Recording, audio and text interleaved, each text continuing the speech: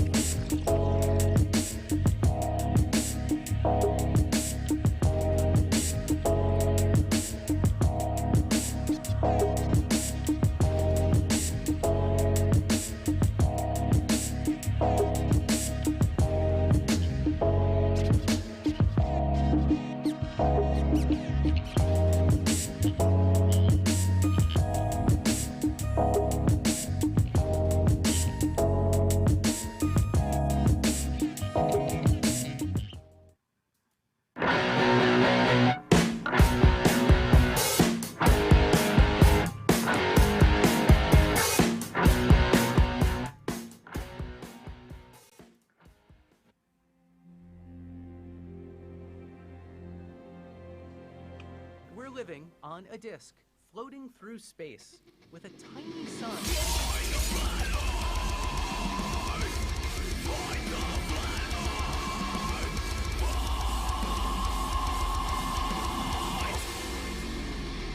Hey, I'm FTFE. Welcome back to the channel that does the stupidity what Anakin Skywalker did to the Jedi Daycare Center. It's Monday night, and you know what that means? Dirt of some kind, I assume. We are going to have a debate with someone who's been on the channel before, debating Red's rhetoric, but we're going to talk specifically tonight about the rotation of the Earth. Is it a thing? Of course it is. Thanks, Bob. Joining me to have this discussion is F'd Up World. F'd Up World, how are you? Good, Craig. How you doing? Thanks for having me again. No worries. Thank you for coming on. I love the dumpster fire thing behind you there. Thank you. Right, just before we get started, fun. I've already got a few super chats, so I'm just going to quickly read those out. I hate smartphones for $49.99. Thank you very much. Hey guys, spread the word. I don't think any Flerf will do this, but there's a YouTube channel called 74 Gear. Has the perfect plan for a flight. He's a 747 pilot. It's in a video he's titled "Proving the World is Flat." Yeah, there's a challenge out by a pilot to flat earthers. And thank you very much. I hate smartphones. I'll put the link to that video in the chat, in the description actually. Thank you very much for that. And then we had Andreas Eldritch for 20 secs, a 15 degree per hour drift. Thanks, Bob. And then we had one more, I think. Thanks, Bob. Marek Zeonce for 10 PlayStation Network dollars. Thanks, Bob. P.S. Thank you for a good word in the Globers and Goblins stream. No worries. I wonder if Batch will learn to say your name properly. If you guys haven't seen Globers and Goblins, every other Monday is my Dungeons and Dragons channel where we're having a campaign in the world of Arcadia. So check that out, Globers and Goblins. Any of my mods, feel free to post a link to that in the chat. Oh, and another super chat there from FE News for $5. Craig, even though you're a globe myth believer, I still love you. And I love you, random citizen. Right, Joe, so why don't you just take a couple of minutes and explain your position, and then I will play the video that you've sent me. Alrighty. Well, I'm Joe, and my channel is F'd Up World.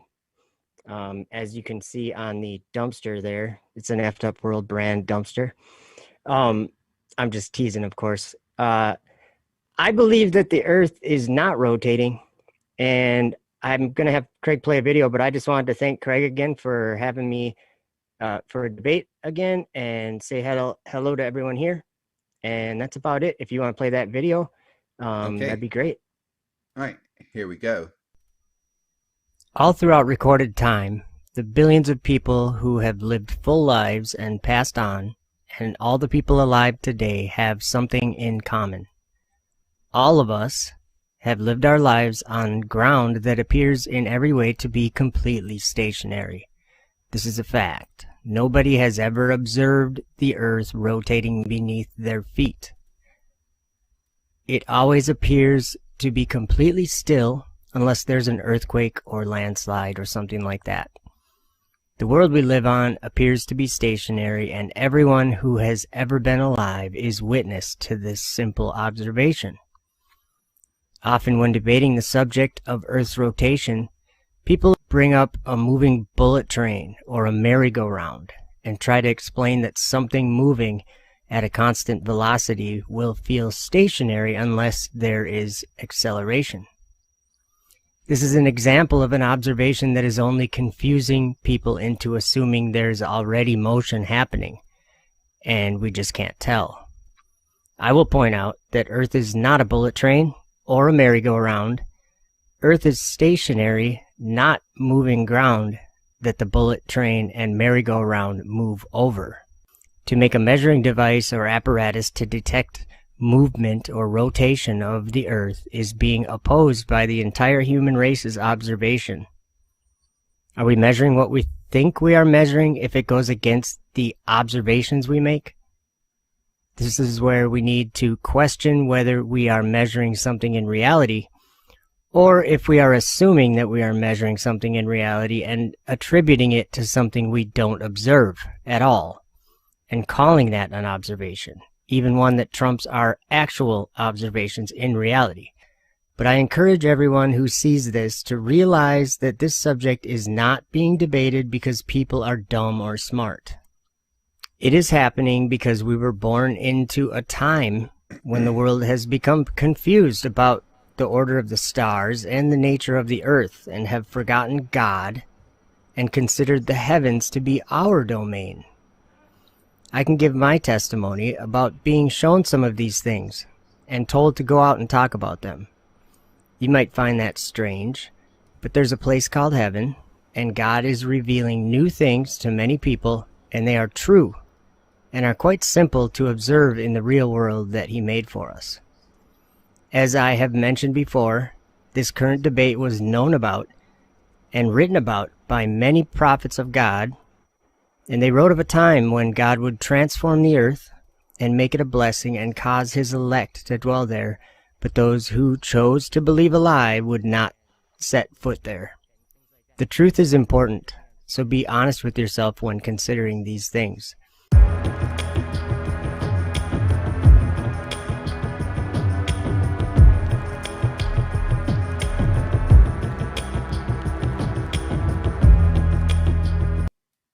Thank you for playing that, Craig. No worries. I just better, wanted... better I just production wanted to than most flat earthers ever give. That's for sure. Okay.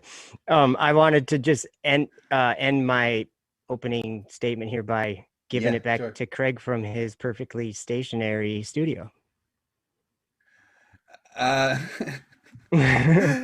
you. Right. So the entire premise is that you yourself don't feel physical movement, right? That's your entire premise. That we don't feel. That's not what we observe with our bodies. Therefore, it's not. We don't rotate. That's a good part of it. I guess what I would say to accent that. Thanks, Phil Blacka. It's not just me that observes this. It's actually you, Craig, and every one of these people in the chat have all been their whole lives living on an earth that our bodies and our senses seem to perceive as being completely stationary. So, and I understand there's instruments, measurements, all of that we'll talk about. Right. So have you ever done any training as a sailor? No, sir. Right. You've never been at sea? I've been on the ocean and I've been in boats, but I've never been like on a tour at sea or anything like that. You ever been involved in navigation of the boat or anything? Nope. Right. So when before I joined the Navy and when I joined the Navy, we talked a lot about how to navigate using the stars in case we ever got lost, and to understand where we came from as sailors to where we are. And one of the big observations that you can make when you are using the stars for navigation is that they move in a particular way. Yes, you just said it. I agree. Yeah. Now, but the thing is, when you look at the way they move, that to me explains what we are seeing because we are rotating. That gives me the personal observation that we are on something rotating based on the position of things that we are seeing in the sky as we rotate. When you map out the positions and the way that they move through the sky, it only makes sense when you're on a globe. And that's the observation that doing that and growing up and having that skill, it was very obvious that the Earth was the thing that was rotating based purely on the movements of the things from the sky. And I know a lot of flat earthers are like, oh, you can't look at the sky and have that prove what the ground's doing. But of course you can. The observations only make sense in, either a flat or a globe. And when you compare them, there is only one that makes sense, and that's the globe. The flat one never makes sense. Maybe I can change your mind on some things, but we'll see. I acknowledge what you're saying fully. I mean, if we were to look up at the stars and they appear to be moving, like you said, and the constellations move throughout the year and each night, but we could also look at that and say, well, maybe that's the Earth spinning. And so if the Earth is spinning, then the sky would appear to be that way if we were on the Earth that was spinning. I understand that, and I don't deny that, and I do acknowledge that that's a possibility, because like you say, it does make sense. But there is a basic observation that we all make our whole lives living on the Earth. We all live here. So if, I guess I don't know what the right words are, but by definition, if we look up at the sky and we see the sky moving, then it would appear to me that the sky's moving. So, and that but that's the thing. You can't tell just by looking. You can have an observation, and that's why in your opening you said, well, if all the measuring devices disagree with our observations, then we should ignore. How can we trust the measuring devices? But maybe it's not on the measuring devices we should be mistrusting, it's our senses. We don't sense that the Earth is moving because we're not designed to sense that the Earth is moving. Our species has been here for the entire time that the Earth has been rotating. We are part of the Earth that's rotating. We're in the same reference frame. We're in the atmosphere that is rotating. There is no reason we should feel that constant rotation, that acceleration in one vector and deceleration in the other vector that balance out to a sum of zero. There's no reason with a sum of zero you should feel any motion, which is why you need to design things that can measure that motion. And that's what they've done, is that, and there is so many. And we know the obvious one, right? Thanks, Bob. The ring laser. Yeah, thanks, Bob. The ring laser gyro, or you mentioned mechanical gyro with the precession. And I acknowledge that. Like, I'm not saying that doesn't exist, or that those measurements aren't there or something. Well, then what you need to do is explain them from a stationary Earth perspective. What's causing that, right? Now, everyone's seen the Bob. Everyone's seen the 15 degrees per hour drift, right? A 15 degree per hour drift. Right. We all know that happened. Bob registered that 15 degree per hour drift with the fiber optic interferometric gyroscope. But what's happened recently is and thank you, Sean Hufford, for pointing me towards this. There is someone called Stephen P. who was working with Globebusters to build a mechanical gyroscope to show that there is no rotation. What happened was he built the gyroscope and it showed that the Earth rotates, and then Globebusters have struck his channel and got it taken down and are trying to strike anywhere that shows this particular video. And I just want to show the first few minutes of this because it shows that there's, I think it's maybe 5 minutes, but it shows that even a mechanical gyroscope can show rotation. I'll speed it up a little bit. I was working for more than a year on this custom-built mechanical gyroscope. These are my latest results. To help you understand, let me first demonstrate how a gyroscope behaves. It doesn't sound. There are different kinds of gyroscopes out there. This one is a 2DF gyro. It can rotate freely in 2 axes. The axis on the bottom I will call Z-axis. The horizontal one I call Y-axis. Once the flywheel is spinning, it wants to keep its position. A push on the Z-axis creates a rotation on the Y-axis. A push on the Y-axis creates a rotation on the Z-axis.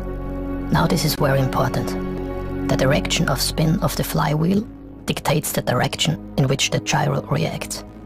For example, if you push down on the Y-axis on one side, the gyro Z-axis rotates to one spin direction. If you reverse the flywheel spin, the same push on the Y-axis creates the opposite rotation on the Z-axis. Therefore, An imbalance in the y-axis will act in the same way. If one side is more heavy, the z-axis will rotate. If you reverse the flywheel spin direction, the z-axis rotates the opposite way. If you factor in both results, you can, to some extent, rule out imbalances. So if you see a gyro test or measurement, you should ask, now let it spin in the other direction. Because by reversing the spin direction of the flywheel, the gyro would reveal its imbalances. In other words, a drift to one direction can be caused by an imbalance of the gyro. A drift to the same direction, tested with both flywheel spin directions. Not really.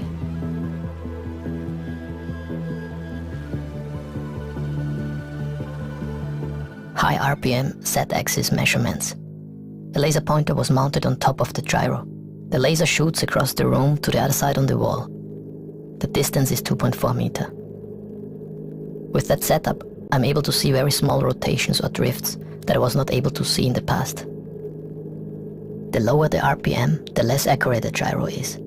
To get the best possible results, I took readings only in the first 2 minutes, after spinning up the gyro when the RPMs are between 9,000 and 5,000. The shaft of the flywheel was pointed to north. If there would be an earth drift, the flywheel would not tilt and therefore would not interact with the Z-axis reading. 4 measurements were made in one flywheel spin direction. 4 measurements with the opposite flywheel spin direction. All measurements can be watched in full length in the end of this video. In all of the 8 tests, the gyro rotated clockwise. The calculated average drift rate of all 8 tests combined were 10.4 degree per hour clockwise. The calculated earth drift rate for the Z-axis at my latitude of 48.2 degree is 11.2 degree per hour. High RPM Z-axis measurement with mounted motor. Because of the different parts that are mounted on the gyro, I had to add a ballast on one side.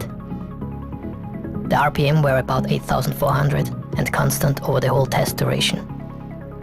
The averaged result of both spin directions over 8 minutes were 8.6 degree per hour.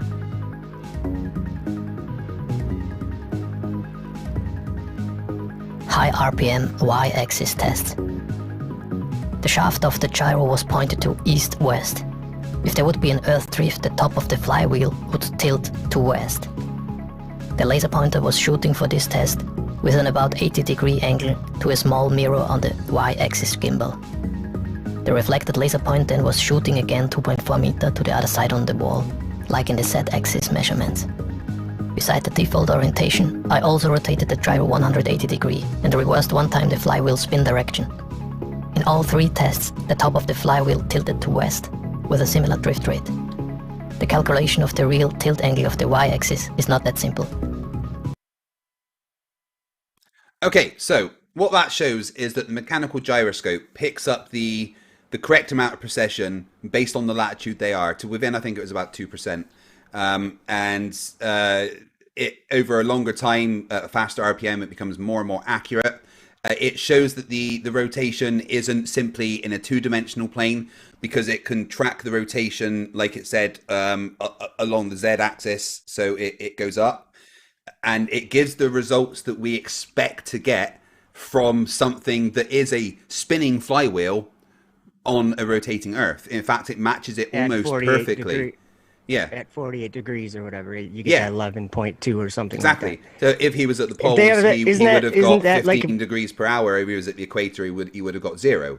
Isn't that like a pendulum day? Like if you're a pendulum, they have like a pendulum. To figure out, you could use the same maths as a swinging pendulum with the sign of the latitude and everything to figure out the actual latitude that you are based on the amount of drift you get from a pendulum. It's the same thing, and it matches. Yeah, because you're not at the North Pole. Or, no, yeah.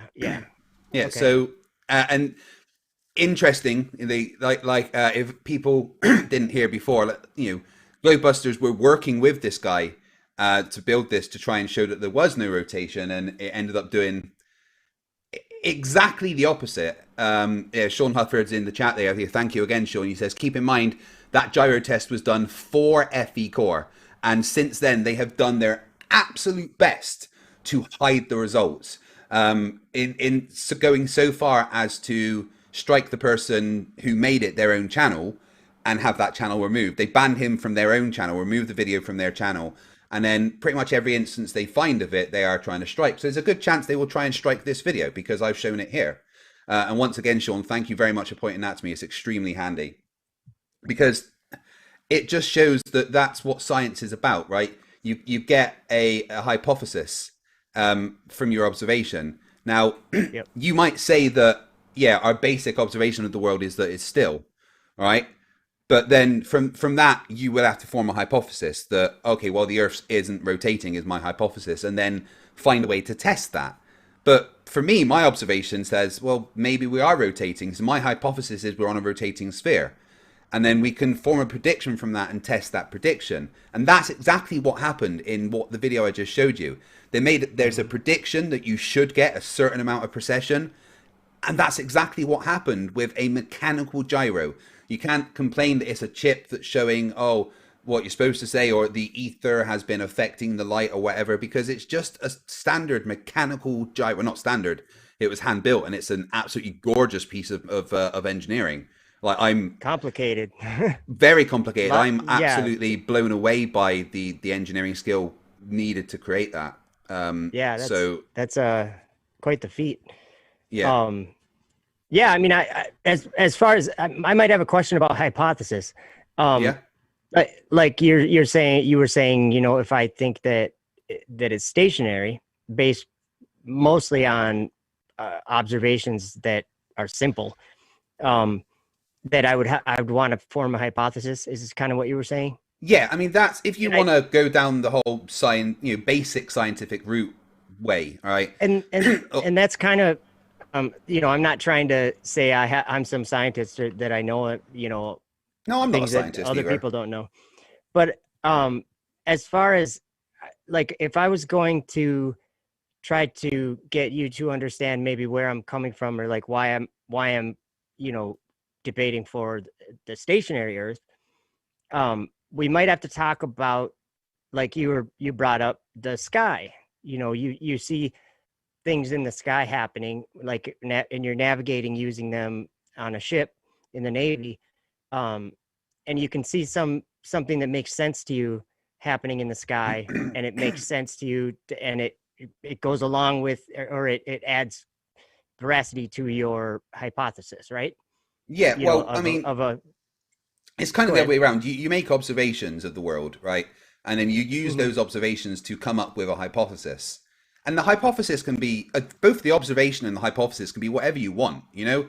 I've observed something. It doesn't matter particularly what it is, but from that observation, I've made a hypothesis, which is just an educated guess that the Earth is Yeah. rotating, right? My observations of the way the stars move, the measurements of the stars, using something like a sextant where the math literally only makes sense on a globe. You know, a sextant is just entirely impossible to function on a flat plane, unless there's some warping of the light in the sky for some reason. It just doesn't make sense. All these observations lead me to the hypothesis that Earth is rotating at 15 degrees per hour. So you take that hypothesis and you say, right, okay, so if that's true, if I've got something rotating that's sitting on the Earth, depending on its latitude, it should drift at a certain amount. So then you design an experiment to test that prediction, and that's what that is. That's exactly what that mechanical gyroscope was created for, to test the prediction from the hypothesis that the Earth is rotating. Very much like the gyroscope that Bob had on Netflix. A 15 degree per hour drift. Yeah, thanks, Bob. Thanks, Bob.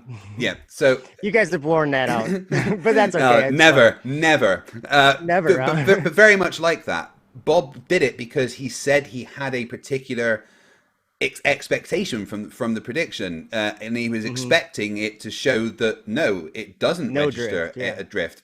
But the interferometer gyroscope registered a drift, and now the mechanical gyroscope that he wanted created and worked with the person to get created also showed a drift. And the fact that they've gone, oh, let's block this guy from our channel and try and badmouth him, etc., etc. does that not just show that there's something that the flat Earth side is trying to hide? I would have to say that if all that is true, what you're saying, that it's a, I would hope that Bob or Epicor or whoever, I would hope they wouldn't do that. But I can't really have an opinion about it. But I understand. Well, we know that Bob hides stance. things. Have you seen the Netflix documentary? I haven't watched the whole thing. Right. I So haven't. there's one, apart from the whole him showing the gyroscope with rotation, there's a bit where they're at some kind of barbecue or something, right? And the cameras are rolling and he's all mic'd up. And I don't know if he forgets that he's mic'd up or something, but he's standing at the back talking to another flat earther, and he's like, "Yeah, if this is top secret, don't let this out. But if we release the gyroscope measurements now, we'd be absolutely ruined. But shh, I it's a think secret. I've seen that clip You know? before, I think. So it's like, And I don't know the context of the whole thing, but I understand where you're coming from. You're like, that doesn't seem right that someone's going to say something like that. And so I understand where you're coming from. So, all right, let's look at this from the other direction, okay? Let's look at this Okay. with the hypothesis that the Earth is flat and non-rotating, okay? Right? Can I was just going to say, if you don't mind, that's why I was talking about like a hypothesis or trying to get, that direction, because I do have like an outlook that to me makes sense. And it includes talking about like orbital velocity and satellites and rockets. Like what's going on. What is orbital velocity? It's the speed that something has to go in order to not hit the ground, right? Yeah. Well, let's stay a little bit simpler for now, and just we've gone through the hypothesis from the globe Earth side, but let's take it the other way. So let's say the observations give us the hypothesis that the Earth is stationary, right? Mm-hmm. So using that hypothesis, what prediction could we make that we could can then predict test? that the sky would turn 15 degrees per hour, right? Well, Something like that. Which would that's be the not- same thing as what you're saying, just Well, let's talk about physical effects on the Earth. What would we expect if the Earth is stationary? What effects would that make on the Earth? It would actually make very much of the same effects as a spinning Earth that had an atmosphere that we're on.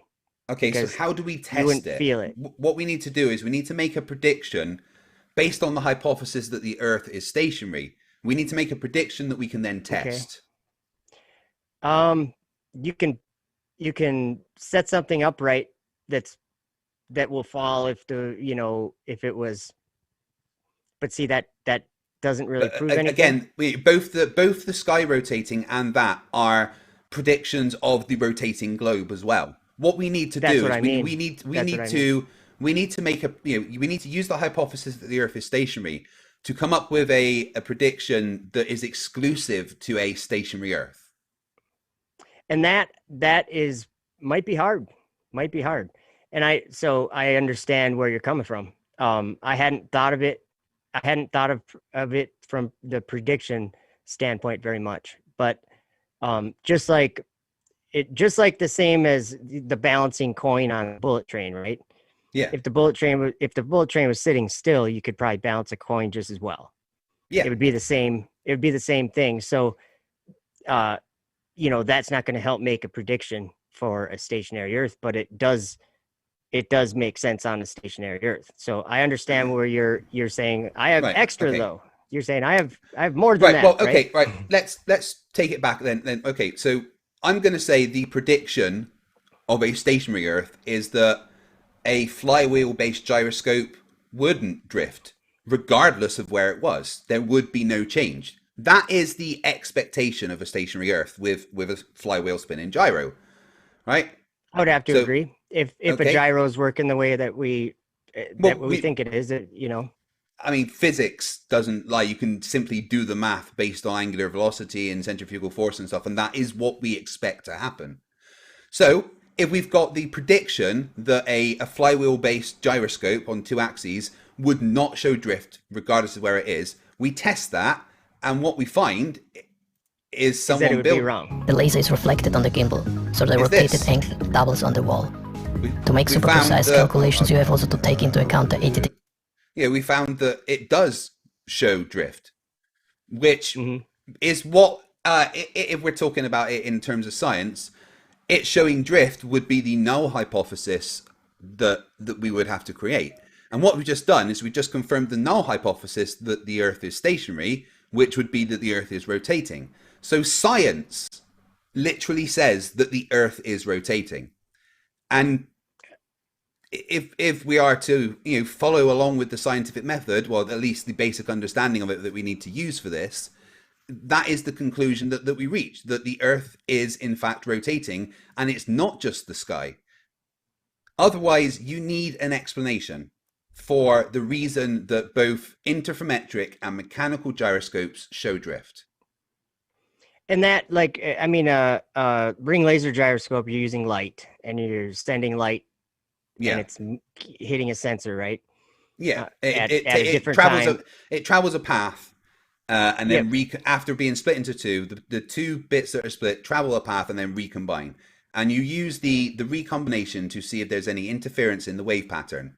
Because Yes, if there's exactly. if there's two And together, the wave would be like that. But if they're recombining out, then we're gonna get that, which will It means show you're there's turning- interference. Yeah, There's motion on the whatever it's mounted on, like an airplane wing or whatever.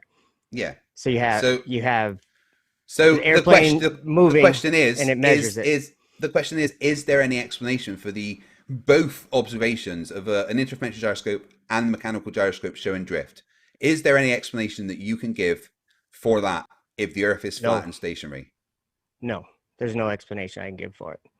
But there is that now, as I'm kind of right? agreeing with you on what you're saying for a lot of this, but it's going to be very difficult for me to ignore, and I don't mean ignore because Well- I'm not saying you're ignoring your senses or your perceptions, but we've all made this observation our whole lives of this ground that is perfectly still. I don't know. Again, I was a sailor. I can guarantee you that a lot of the time the ground did not feel still. that would be the water, probably. No, that would be the copious amounts of alcohol we drank. Oh, well, that would make sense too. Yeah. That would make sense. Yeah. But that's the thing, right? Our senses aren't designed to see that. Our senses are designed to go, oh, if you've just put your hand on something hot, oh, damn, that hurts, stop doing that. Or our Yeah, no, I get like that. our but that's eyes, you for instance, saying, right? Our eyes are Yeah. more contrast based than color based, right? Because it's more important for humans to be able to see the outline of a predator than it is admire its gorgeous mane in perfect color. So our eyes have developed over time to be more contrast perceptive than color perceptive. Because that's what our senses require. Our senses aren't required to tell us that we're on an Earth is rotating, because to us it really doesn't matter if the Earth is rotating or not. There is nothing that over time, as we developed as a species, that our senses would have. We would need a sense of the Earth rotating. What we need is a sense of movement outside of that. So we know if we're in something that's accelerating left or right, etc. But our senses aren't the thing that we should be going to for that. That's what you're missing. Well, and I would have to disagree to a certain degree. I'm not, I am acknowledging that you're getting measurements other ways, and they agree with what you predict. So I'm not saying that, I'm not trying to just shove that in the corner and say, it's nothing. But what I am trying to do is say that in science, we make observations, right? If you want to learn something about anything, you're going to make an observation that you can make. Yeah, And the observation is the start of doing experimentation and stuff. Yeah. And so two simple things. I observed a still floor in the room, just like the room you're in. The floor is, as far as you as a human being can tell, the floor is not moving. And then when you look up at the stars, we know that they are moving from the standpoint that from our bodies where we live on the Earth. And so there's almost like like a scientific side of it, but there's also like the common sense side of it would be maybe more what I'm arguing is Yeah, that we but do common observe. sense says that you have to do investigation. And if we stopped at, well, my senses tell me this, then we'd never understand anything. You know, try using your senses to tell me the particular voltage of of some electric.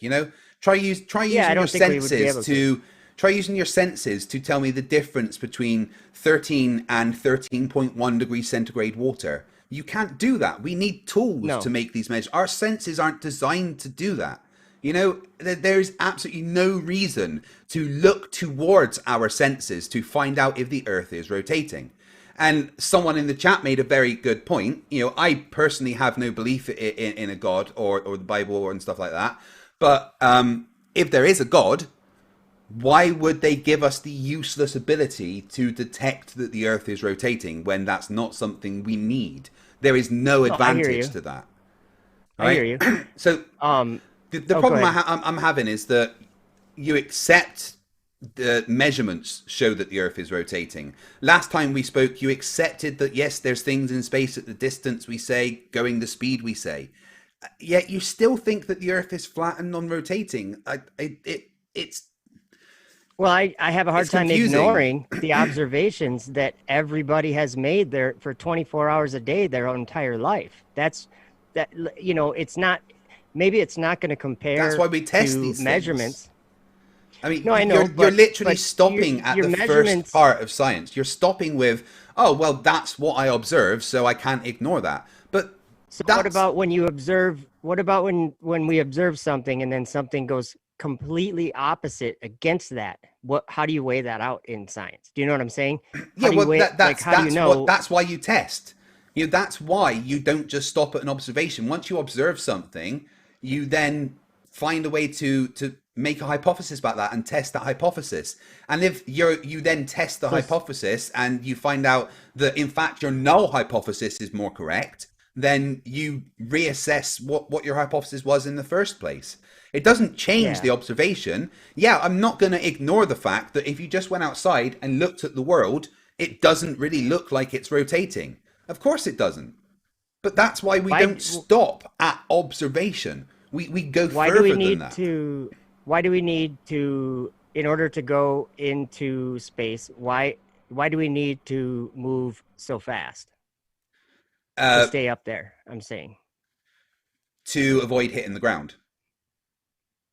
Okay, and so saying that you agree that anything that's in space or whatever you want to call it is moving at orbital velocity or better, right? Yeah, well, if it's in Yeah, an it's orbit, falling it's moving around at something orbital to else. velocity. Yeah, it's Yeah. falling around the globe, or it's falling around like the moon is falling The moon around is the falling globe, around and Earth. The Earth is falling around the sun is falling around the center of the galaxy. see that some of those things is what I'm questioning is because I don't observe the sun or the Earth moving around the sun. I observe the sun moving over the Earth. Again, all right, that's the observation, but then you test Hmm. that, don't you? And do you know how we tested Yeah, I it? test it every day. Yeah, Do but you get what I'm saying? but we actually no, you don't test it by looking at it. You test it by designing an experiment to actually test it. And But I observe it. yeah, but Joe, come on. Observation is the first step. You don't stop Yeah, at observation. That isn't science. That's going, yeah, I'm done with observation and I'm just going to go with that. but you You have to test kind of that, weigh you them out, test don't that. No, you you? don't Have to weigh it kind of weigh out. them You out, don't don't you? ever stop at observation. You go forward from observation and you test it. And do you know how we tested about the sun? Do you know how we tested if it's us or the sun moving? We fucking sent probes there. Yeah, Do you and know that about the Parker Solar they Probe? told you that it's moving, or what do you mean? Yeah, They well, told they you that the absolutely Earth's did going show around that. it? Yeah, because you could, when the Parker Solar Probe is close to the Earth, it's not to the sun. It's not going to be on the Earth. We have to send stuff there. We do it based Yeah, on and the model. that Right, all has let's to hold do on. with. Let's take the Oh, Parker sorry. Solar Probe for a sec, right? And Mhm. to be able, we sent it to within 4 million kilometers of the center of the sun, so it's literally within the star's coronosphere. Mhm. At that point, it would be traveling about 0.017% the speed of light, right? And to be able to get it into that position, we had to do that, make the assumption that it is us rotating around the sun to calculate the direction and everything that it needs to go. So we made calculations based on the fact that the Earth is rotating around the sun to send something there. And based on those calculations that were based on that assumption, it actually got there, which verified the assumption that the Earth is rotating around the sun. Otherwise, we wouldn't have used those figures in our calculations. And it sent a bunch of ones and zeros back in a certain order that we could turn into.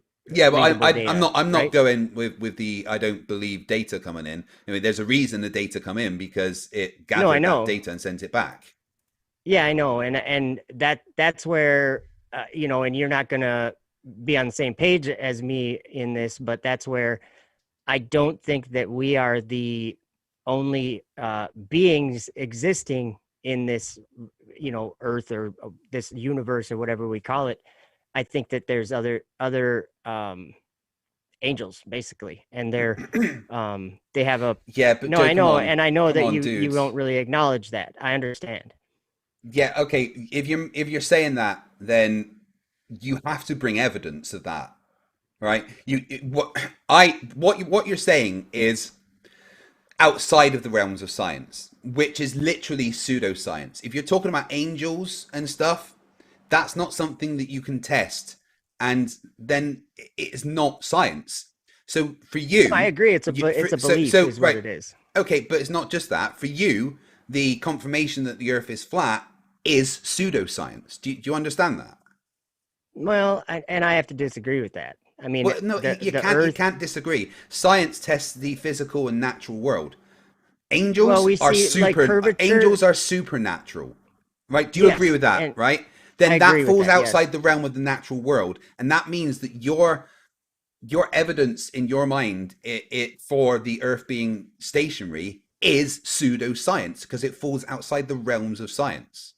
It's a simple observation, Craig. It's not just a simple observation. You can't but stop it is that an observation, right? Well, then in that case, you're not following the scientific method. So it's another way of saying that it's pseudoscience. If you're just going with an observation, that's pseudoscience. If you're going with angels because of something that's supernatural, that is pseudoscience. Well, that would be if we're talking about like trying to prove something like beyond the shadow of a doubt, and I don't science think doesn't prove. I think it's, or whatever. I mean, like you're saying the scientific method. What would be the end goal of using the scientific method would be to learn more, right? About to get a better understanding. But the thing about science is if we follow the scientific method and we form a hypothesis, make predictions, do experiments, etc. We don't then get that result and just go, yeah, we're done. We find further ways to confirm that result, right? Yep. So, for instance, with gravity, we can look back to it wasn't basic, but very primitive designs like Cavendish's thing in his garage, right? With the torsion wire. But then this week, or maybe about 10 days ago, they did a brand new version of that. The smallest ever measurement of gravity using a very, very, very tiny torsion bar with some gold spheres that were 2 millimeters in diameter, and measured a gravitational acceleration 630 trillion times smaller than that of Earth. And it matched the predictions, but gave us a much more accurate measurement. So we don't just stop when we get something. We find better ways of testing our hypothesis, and we keep trying to confirm it. But then the thing is, with the gold spheres, that's getting down to such a minute measurement of gravity that it's actually getting towards the level that we might be able to understand quantum gravity, which could head towards a unified theory of quantum theory and special and general relativity, right? So this is the end. There isn't an end goal of science, but the goal of science is to constantly understand more and more and more. And there simply is no science. There is no science to support the hypothesis that the Earth is stationary.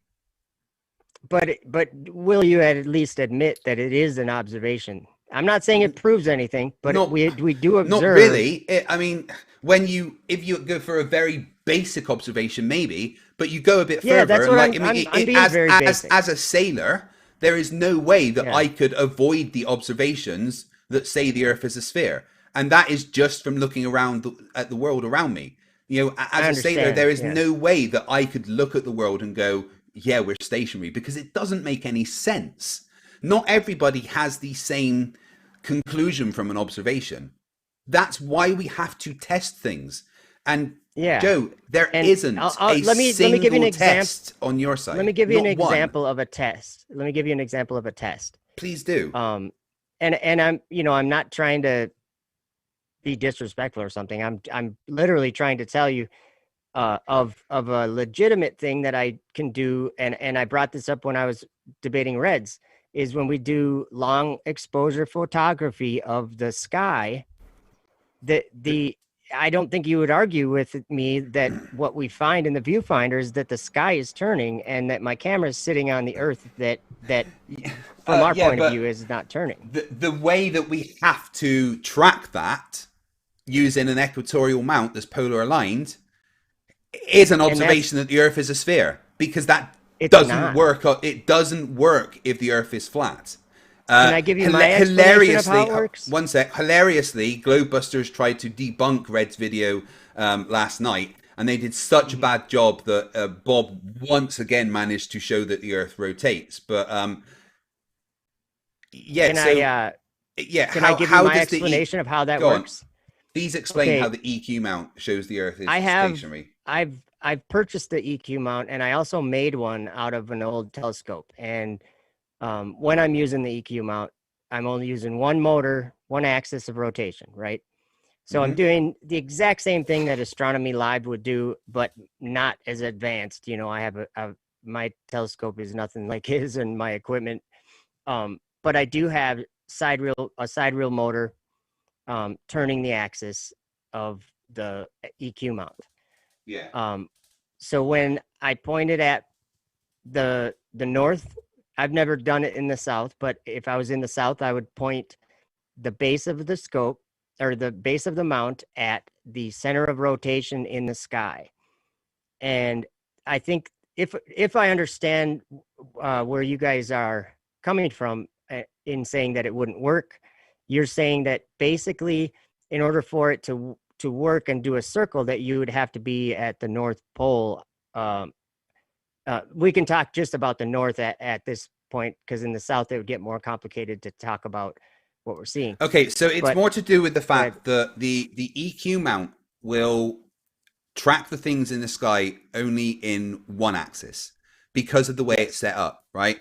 Now, if you map out what it's tracking, it shows that the thing it's looking at, it is, you know, we're from a sphere, and it's having to keep itself aligned with that in 3 dimensions to be able to track it.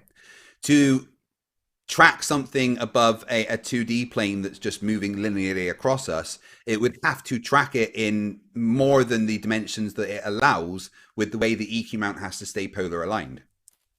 Let me give you an example. MC Toon might have explained this pretty well.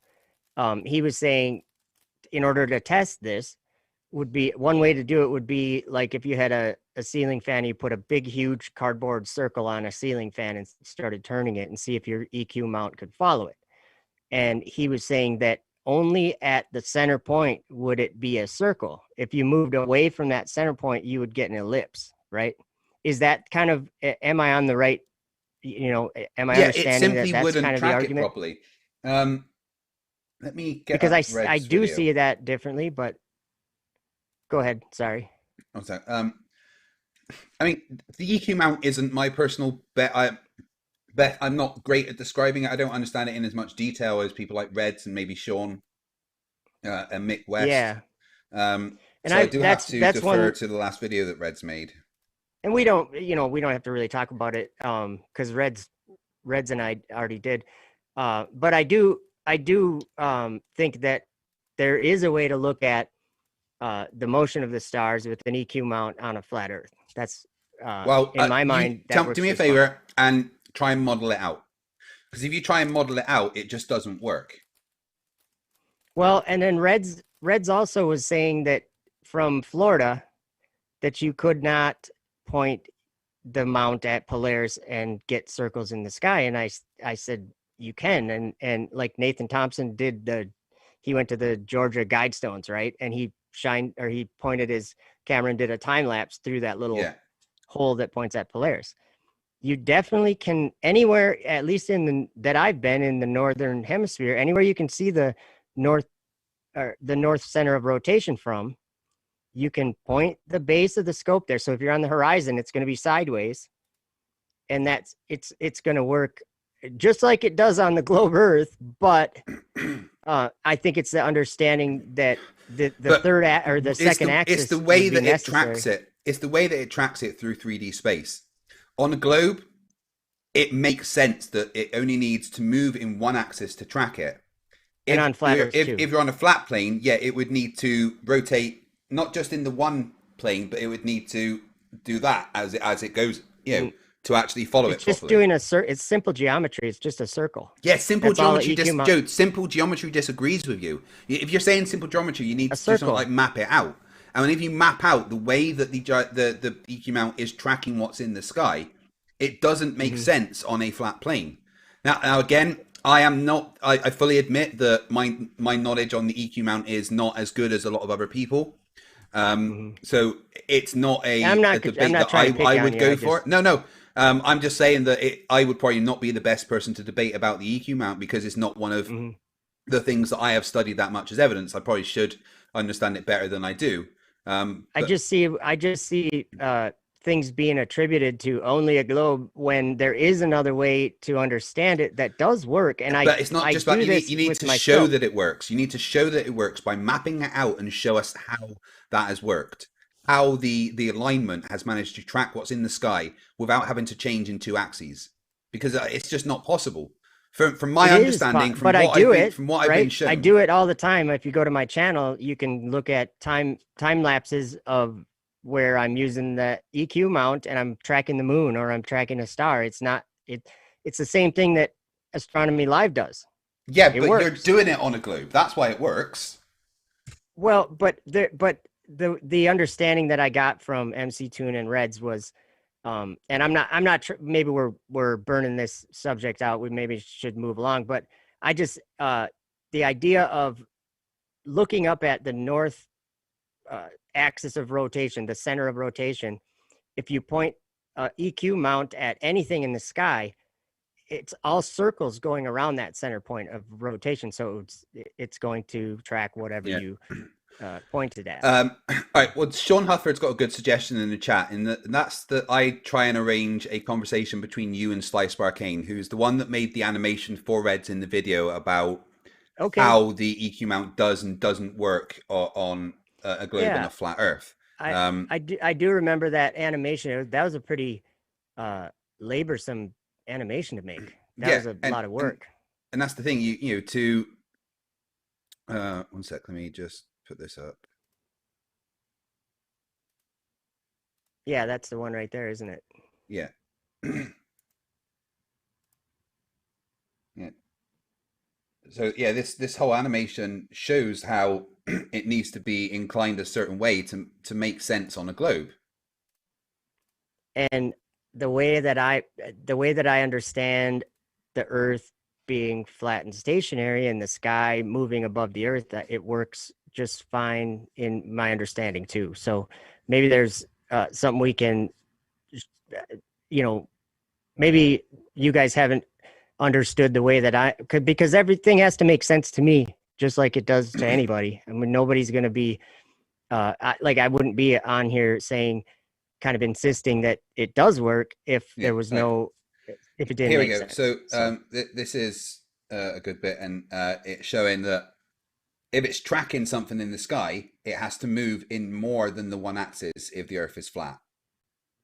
And that's but if the Earth is rotating, it's only on the one axis because of maybe with the map that they've got there. I don't think there's a map. Well, no, it's more based on the known position of stars in the sky than what the map is. The what map they're using is kind of irrelevant. It's more about the known movement and position of the stars. And Right. I think you can, from any point on the Earth, you can track them with one axis. Like with an EQ mount, I mean. Well, that what was modeled out there shows that you can't. It's not possible. Only from a globe it's possible, you're saying. Yeah, and that's not us just And being that's what I would biased. that's what I would That's disagree with. literally showing it. I think you guys don't understand maybe the way that some of us are seeing the sky to be. You know what I mean? I don't see it as a okay. big Again, plate or something. it's more about what the known position of things in the sky are, right? Yes, and I don't think that that's any different for you or me or anybody except for location where we are. You know what I mean? Right. So The stars are doing what they do. If you're making the assumption that it works on a flat plane based on the position and movement of the stars, then please find a way to model it out and show us how it works. Show us how something I'll can physically track what's in the sky with the way we know things are moving in the sky on a non-rotating flat plane. Because I can tell you now, it just doesn't work. Well, I think you're maybe possibly jumping to conclusions because we know that whether the Earth is flat or a globe, that we have the same sky, right? We're not arguing about the sky turning in the order of the stars. But the observation from the sky and the way that it moves leads us to a certain conclusion. Or a couple conclusions. That's all I'm saying. But you can't just say it also leads us to this other conclusion when experimentation disagrees. That isn't leading to that conclusion. That's leading to the opposite conclusion. It can only lead to one conclusion. It can either lead to the conclusion that we're rotating or the conclusion that we are stationary. And thanks to Tommy Gronville for this. So if the stars were rotating and we were viewing them the way that we know that they move, this is what they would do in the sky, right? But what we get is this instead, Circles. which is what we expect if we are rotating and not the stars. So this is what you would get if you're on a globe that is rotating, and this is what you would get on a stationary plane with the stars rotating. I don't see how it would be any different.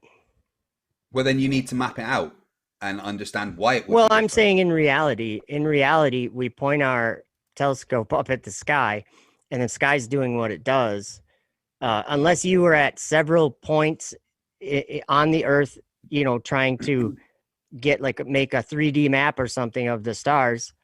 What I'm saying is, if you're in one place, it makes no difference what shape the ground. You can be standing on a hill or you could be standing in a valley. It's going to be the same thing. But it does, because the mount only works when set to the observer's latitude. I mean, dude, there's so many reasons. But that's just the latitude honestly, is just the angle of that you're looking at, the center of rotation. Yeah, you're right, but you need to map these things out. You can't just go, well, it looks like it would work on a flat Earth. You need to map it out and physically say, well, will it work on a flat Earth? Let's test that. It does. It does. Have you mapped it out?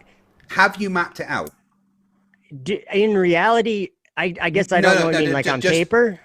Yeah, like actually physically map it out in a program or something.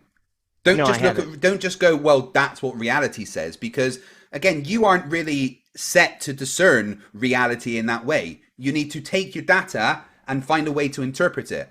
Plug it into a program that can show you these things, like has been done several times, and you get the conclusion that the Earth is rotating and not the stars.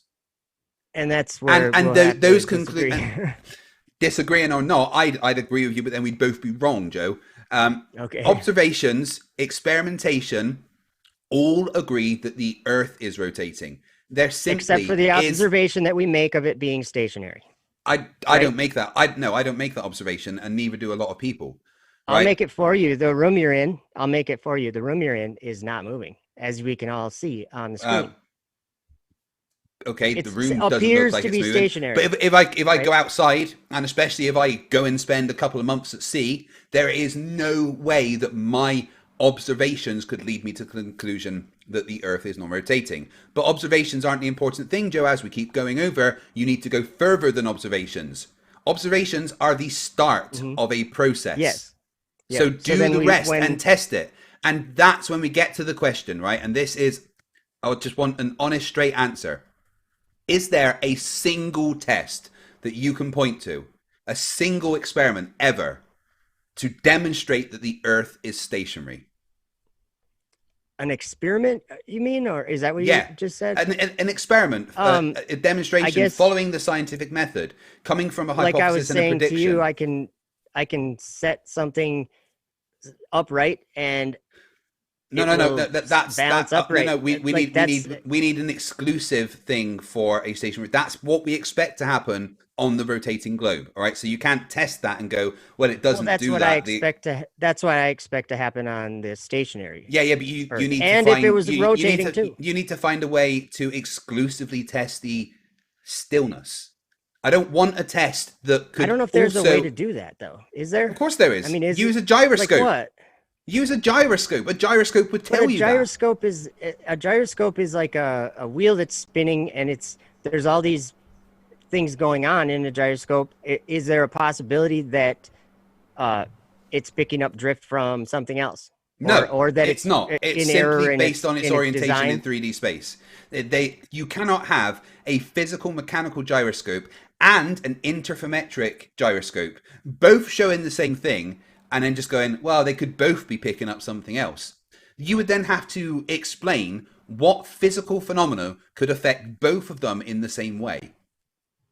Can we, like, where can we see an example or of an experiment where a ring laser gyroscope is measuring 15 degrees per hour drift? I mean, what I'm saying is like maybe a time lapse or something like that. I've never looked real hard. Oh, I've shown it in I think probably one of the biggest videos on my channel about Bob.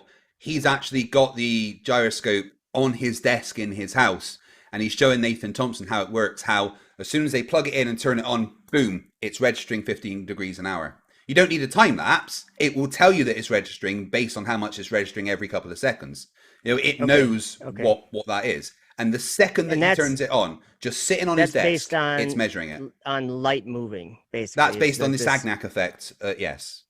Yeah. But it verifies the same thing that the mechanical gyroscope shows. They verify each other. That's two separate experiments using different parts of the physical universe that verify the same thing. Let me ask you a question, in general. What typically, like obviously you have a degree and you have more education in these specific things than I do. I'm a carpenter. I have a hammer and I pound nails and I build things. It's not too advanced. But here's a question I have, like just in general, if you are doing science or whatever you call it, the scientific method, is it often that you observe something like worldwide, like everybody observes it, and then you find another observation that completely goes the opposite direction? Like how do you handle that typically? You test it. No, I know, but I'm saying we test. The observation isn't the important thing. That's just the start. No matter what the observation is, you go and test it. And you find a way to test it. And that's what we've done. We've tested it. We make a prediction. The prediction is that the gyroscope should act this way. The prediction is that a Foucault pendulum should drift a certain amount. The prediction is that a equatorial mount would have to only be moving in one axis when it's polar aligned. The prediction is that the stars would be in a certain... No, really, I should, because you're totally wrong. But all the predictions and measurements match the assumption that the Earth is rotating and not the rest of the universe. So it doesn't matter if the entire world go, well, to me, it looks like it's flat. If they haven't tested it, it doesn't mean anything. You test it, and what do you get if you test it, Joe? You find out that it's fucking rotating. Can I ask you a question now? I didn't even get to ask my question. I was trying to get through to you, and you kind of continued it on and answered it somewhat, but that is my question. When you observe something, and then you test it or whatever, and your results show you the complete opposite of what you observe, how do you typically handle that? How do you handle it if the tests don't go with what you observe? No, if the test goes completely against what you observe, how typically does a science? That's the point of testing. It doesn't matter what conclusion you draw automatically from the observation. You test it, So and you go with what the test says. And if the so test says one instead of thing, your observation, you're going with your observation of a apparatus to measure something. yeah, that's the point Basically. of science. You don't just go with the observation, you test it, and the results of the test is what is real. Okay, so and is that typical that something would go completely a test or results of a test would go completely against what you initially observed? I'm sure it has many times. Nobody expected particles to act like waves as well when doing the double slit experiment. That was a bit of a mind blower. When Muggs and Morley did the experiment for testing the ether, they certainly didn't expect for it to show that there wasn't any ether. That was a complete opposite. That was their null hypothesis, you know? So yeah, in science that does happen. But then you don't just go, oh, you know what, forget about what the test has shown. Yeah, my observation clearly showed this. No, you go with I don't what think the you'd test do results vice are. versa either, would you? I mean, like you wouldn't say, You "Oh, go our with test shows this, so screw the observation." The observation means nothing. Is that you wouldn't do that, would you? Well, yeah, you do. I mean, That's the point. they both hold weight, and we're that is the talking about a point. big observation. Yeah, no, but again, a big the observation the that everybody observation. makes. Hold. The observation leads you to your hypothesis and stuff, right? So you Yeah. go with whatever the test says. When you have your hypothesis, you also have a null hypothesis. And when you do your test, whichever one of those is verified is what you go with. And so what if it's against expectations? It doesn't matter. And that does happen like, a lot in science. Here, I just thought of this off the top of my head for some reason. If I take a bullet and I put a plumb level on it, and I shoot it directly straight up in the air, and it comes down near me, depending on how high it went, of course. But let's say we send a rocket up 300 miles straight up in the sky. It's going to land somewhere near where we launched it, right? Yeah. Because it had, in order to leave the Earth, we can go as high as we want, but we're still not leaving. We're not in space. Maybe we're in that area, but we have to be moving very fast, right? If you just go up and down, you're going to come back in the same place. Yeah, and that's what you expect on a globe that's rotating. Yeah. Yes, I agree. That means it didn't leave the atmosphere of the Earth. Well, no, it's not to do with the atmosphere of the Earth. It's to do with conservation of momentum. That's why rockets don't go straight up. That's why rockets go up and curve so that they can go into orbit. If something goes straight up and straight down, it's going to pretty much come back into the same place that it was thrown up. See, like the ISS, if we look at video from the ISS, we're going to see something sort of like what you have in the background here behind us is the spinning Earth there. The videos of the ISS look something like that. I'm not saying just like that. I'm not being too specific. I'm just saying we see the Earth moving on. Actually, I got a video I can just play. I'm getting sick of the dumpster fire. I'm gonna go hang out in the cupola for a while. Yeah. But we look at the Earth in, right here. Is that the Earth rotating, or is that our orbital velocity that we had to go from 0 to moving? Well, the ISS is traveling at 17,000 kilometers an hour or second or whatever. Sorry. So you're seeing it go around the Earth in that case. It's literally orbiting the Earth. So that's not. It's in the sky. You're not seeing the Earth rotate. You're seeing that orbit around the Earth. But again, that's what we expect to see in this case. Yeah. So, but you but wouldn't it is you wouldn't important see that if the Earth was flat. It started at a 0 velocity, right? Before it launched, it was sitting on the Earth in one spot. I'm saying from here anyway. Well, all the bits that were sent up to construct the delta V that it has is relative to the ground, right? Yeah. The orbital velocity, I'm saying. If we said it was moving 17,000 miles an hour, that means it literally covers that much ground in an hour, or 5 miles a second, or whatever it is. I don't remember. But that's kind of what I'm saying, is that the Earth in the background here, it appears to be moving because of the orbital velocity of the space station. So sort of the opposite way of saying being on the ground and saying, hey, the ISS is flying over right now.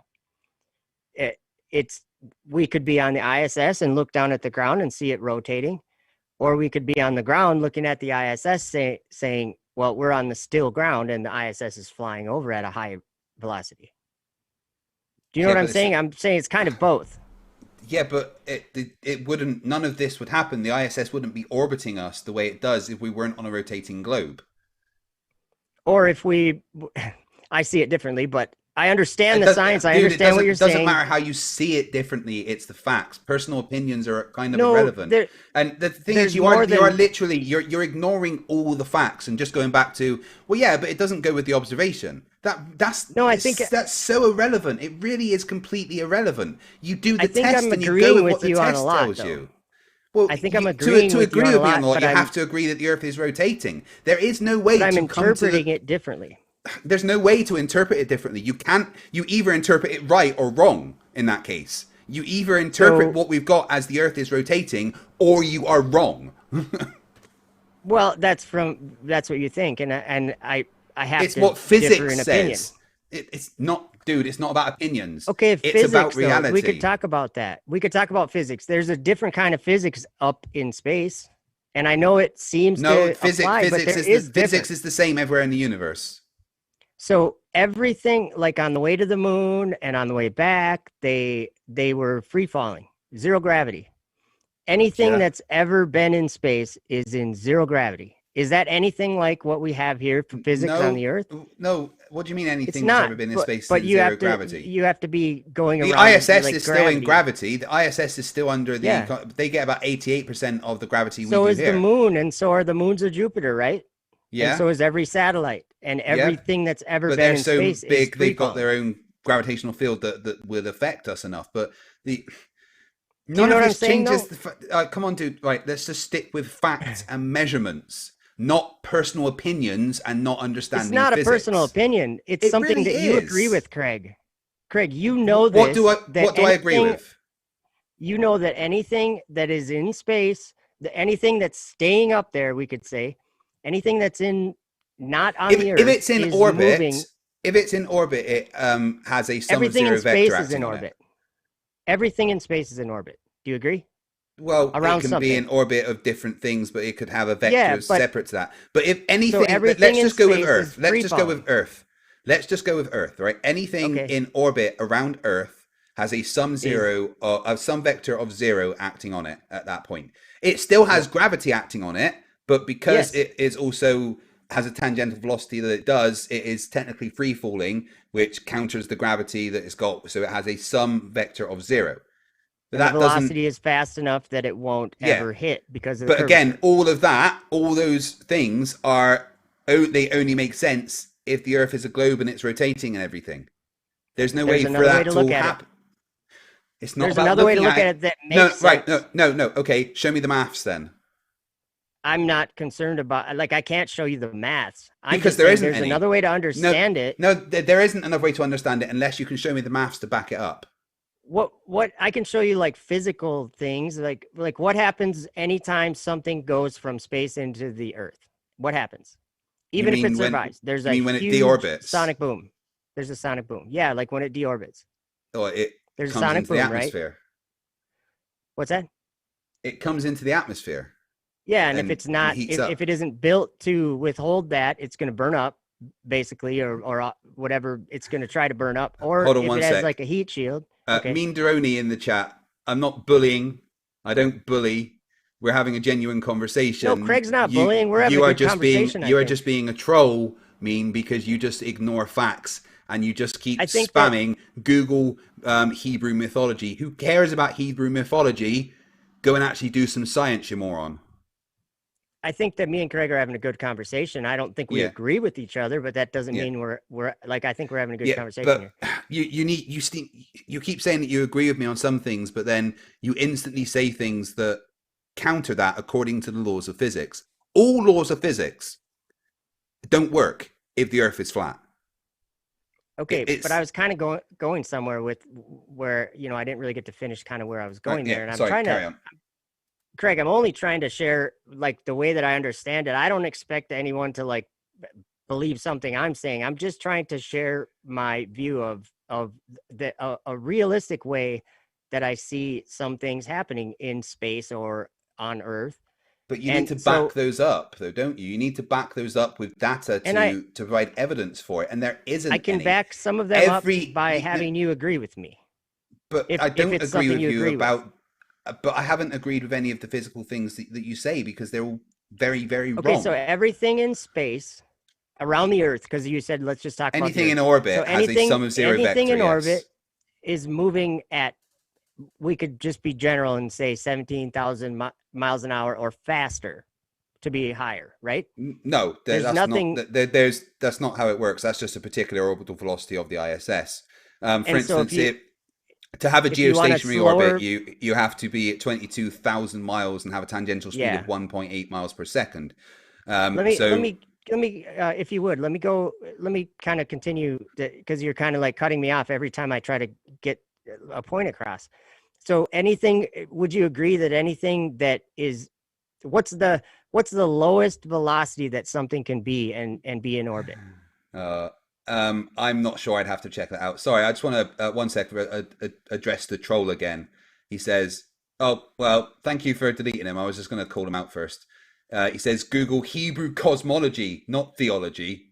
Whatever I said, it's all irrelevant. I think I Hebrew said cosmology mythology. is Yeah. Hebrew cosmology. You know that image that we see on Google? If we Google images and do Hebrew cosmology, that's Yeah. in error, by the way. Yeah. There's a lot of things wrong This with is a that flat as earther far as saying the that meme. scriptures say. And then he But calls that's me a beside the fat. point. Then he calls me a fat moron. I ain't fat anymore, dude. I lost all that weight. Lost a lot of weight, didn't you? Looking trim. Well, I don't have tight shirts anymore. So Craig, I want to try to get you, like, because I guess the point, it's hard to make the point if I keep getting stopped. All right, sorry. So if we're talking about, let's just talk about low Earth orbit a little bit. And everything that's in low Earth orbit is traveling faster than a car drives on the freeway, right? Well, yeah. Yeah, because and it's higher than the Kármán line because you can't go that fast through the air, right? Like I mean, technically, if we had some kind of material that could go 17,000 miles through the molasses atmosphere, then technically you could. But we don't know of any material that can withhold that kind of heat and pressure to move that fast through the air. So what I'm saying is like you need to be outside of the majority of the atmosphere. Yeah. So once we get out there, 17,000 miles per hour is the mean orbital velocity needed to maintain a stable low Earth orbit. So there you go. I was right when I said that. Yeah. So there was a reason why I said that though, because that velocity is at 250 miles or whatever, and maybe even a little lower. But if you go faster, like there's more delta V, it's directly related to your orbit height, like that you're going to be in a higher orbit if you're going faster.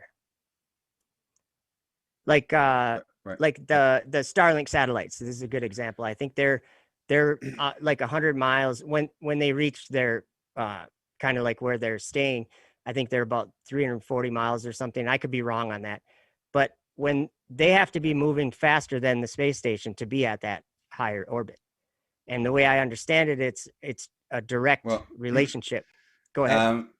From what I understand and what they're saying in the chat is that the higher the orbit, the lower the required tangential velocity is. Okay, so then why do they need a Saturn V rocket to go to the moon and they don't need a Saturn V rocket to go to the space station?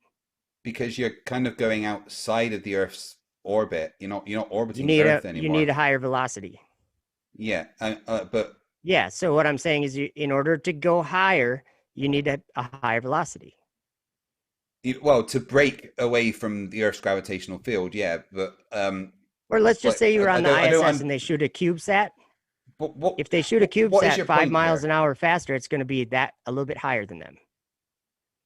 Like okay, I guess the reason I'm probably getting like you're the reason. Go ahead. What is your actual point here? Because that's what I'm trying to understand. The point I'm making is that everything in the sky, and we can know this by like landing Falcon 9 boosters. They come in faster than the speed of sound. They come in, so we get that sonic boom. They're moving at a very high velocity when they go from space to the Earth, right? Right. Do you know what I'm saying? Yeah, I'm The just Earth struggling to understand where you're seems coming from here. Like, I the just want to. the okay. How I'm does trying any to. of this like say that the Earth isn't rotating? None of what you're, everything that you're saying, orbits and everything, it's all to do with rotation. Okay, You cannot have things orbiting above a flat stationary plane. but according to the physics we have on the Earth, right? That's what you're saying. According Like to the all of physics. physics, according to all Okay, of physics, and not just the physics we have on Earth, all I'm of physics, challenging. orbital I'm mechanics challenging. is Yeah, orbital within mechanics. yeah, all of that only works if the Earth is a globe and it's all rotating in space. No, Yes. and the reason. Well, and I know you say that yes, and I understand that To that's say no, where you you're have to thinking. provide the maths to say otherwise. All maths around orbital mechanics disagree with what you're saying. For you Okay, to just forget say about no, math. no, I'm not forgetting about maths because it's all about maths, all right? It is all Okay, about but maths. You cannot calculate a stable orbit without using maths. So you need to provide the okay. maths that says that what, all that this is happening is possible on a stationary flat plane. You can't just say no, I The disagree. rocket You need to started on a stationary hold flat on. plane. No, you need to provide the maths to say what you are saying is possible. You can't just go, this is how it should work. You need to give the maths to show that. Okay, how do we like? What's the format for the math? What I'm saying is, how do Well, you look at the show maths that? behind orbital mechanics and try and Okay, rewrite it all. You okay. have to rewrite I all of guess orbital launching a. mechanics. But hold on, launching a rocket into uh, a a certain velocity and height, that it's not math doing, it's thrust doing that, Yeah, and right? how do you calculate the thrust? With maths. Everything is After maths. you've done it, yeah, Every you can do no, that. everything is maths. You don't just go, I'm going to give more thrust and see what happens. You need to calculate Well, the that's thrust exactly required. how You they need to do that. calculate the amount You of can fuel calculate it. that you need to calculate. Yeah. Calculate is maths. It's all maths. You can't do any of it without maths. It's But all fucking but what maths. holds what what holds a satellite in a certain orbit? Is it math or is it It's is our it just understanding of nature? the orbital mechanics due to maths. It wouldn't be in those stable orbits if we hadn't used maths to put it there. No, but once it's there, okay, we used our math to put it there. What's holding it there? More math, because if you ever need to make adjustments, you do it based on maths. Or you do it by I think With maths, left, it's all right, up and maths. down is important too. Yeah, and It's you not need to just figure numbers. It's an okay, actual and you need to it's an figure out actual how many up, location. how many down, how many left, how many right. Hmm. It's all maths, Joe. Don't say it's not Yes. maths. It's fucking maths. Jesus Okay. Christ. Now, if you listen, Craig, um if you look up at the sky and you notice that I a see that the rocket Earth's rotating. well, that's maybe how you see it. But if you look up at the sky and you see the ISS going over, what Uh huh. determines whether the ISS is moving or not? Like, it's an observation, right? I mean, you Measurements can do. say math and measurements, and we can Yeah. triangulate it with all this Yeah, stuff. But that's all you need. That's what you. There you go. That's the answer to your question. okay, but so what is keeping it there? The conservation of momentum, right? Yeah, Or is that the right? Yeah.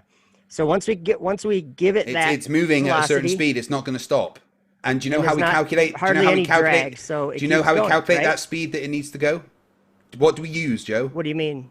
What do you mean as far as So how do we figure out what speed it needs to go to then not have any more we figured interaction that with out by it? With what? going up there? What did we use? I don't know. I am not sure where It begins with an where you're M. going.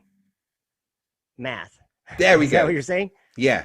You Okay. can't do it Yeah, I without understand that. you can't do any I of this understand without that. math, right? Orbital mechanics is all based around maths. Maths describes reality. So what I'm not going to accept just, well, I think it's different. I think it's different to that. I want you to provide the maths to show that it could even possibly be different, or your claim gets dismissed straight up. Well, Hitchens razor. and I understand Hitchens razor says anything asserted without evidence can be dismissed without evidence. I'm simply dismissing what you're saying because you're not providing Yes, any I evidence to understand that. support it. I'm trying to show you something, and it seems like you're unwilling to look at it with a different perspective. perspective is irrelevant. Show me the maths to show It's that not it's possible. irrelevant. It's not irrelevant.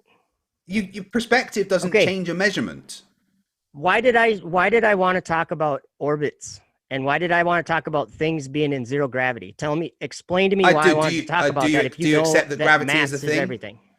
Do you accept that gravity is a thing?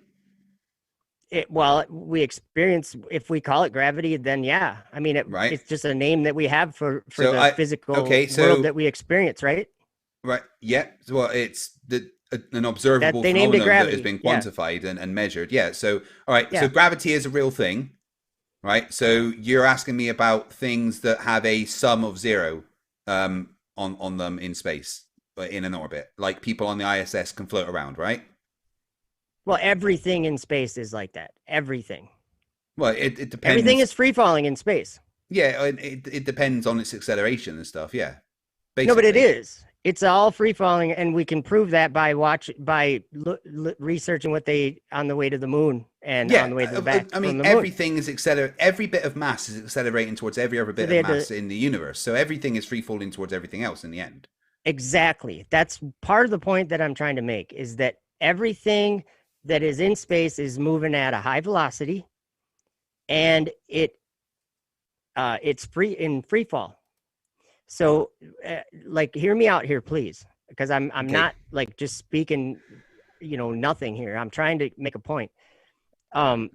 Orbital velocity is a speed that we've found that if we go that fast, basically we can stay up in the air, and as the same amount of gravity, or nearly the same amount of gravity, pulls us down towards the Earth, we found that we never hit because we're going fast enough to match that outward acceleration around a globe, right?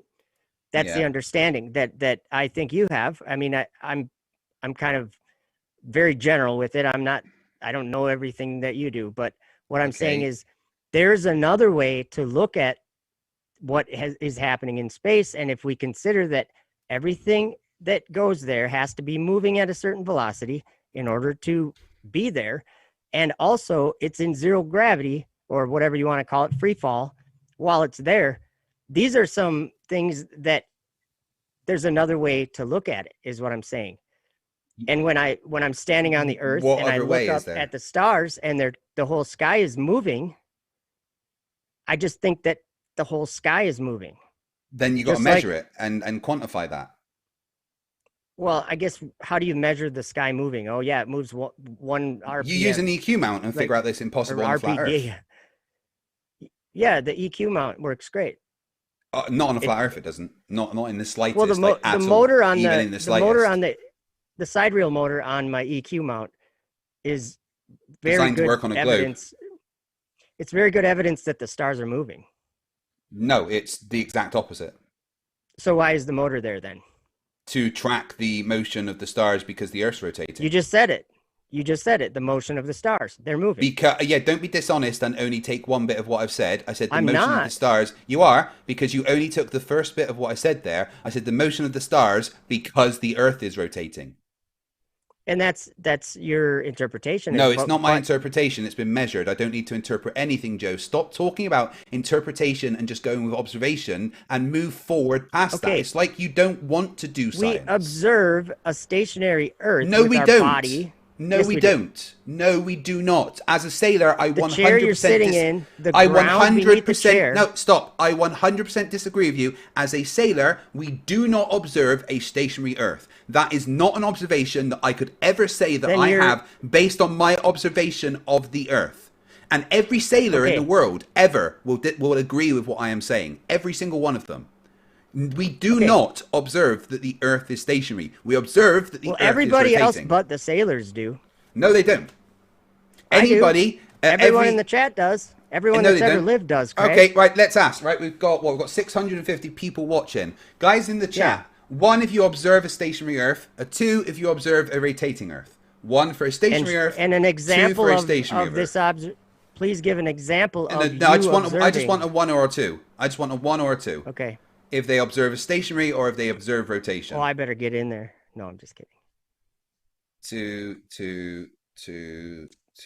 Be honest, guys. If you think it's 1, say 1. there's a lot of people that obviously think that they are observing a moving or a rotating Earth, right? Yeah. Is that what 2 was? Yeah. Okay, exactly. so let me ask the number 2s. Let me just ask, what is your example or your I don't know what the right word is. Your example of this this observation. All right. Okay. That's, all right. So it's definitely in the 2s. All right, guys.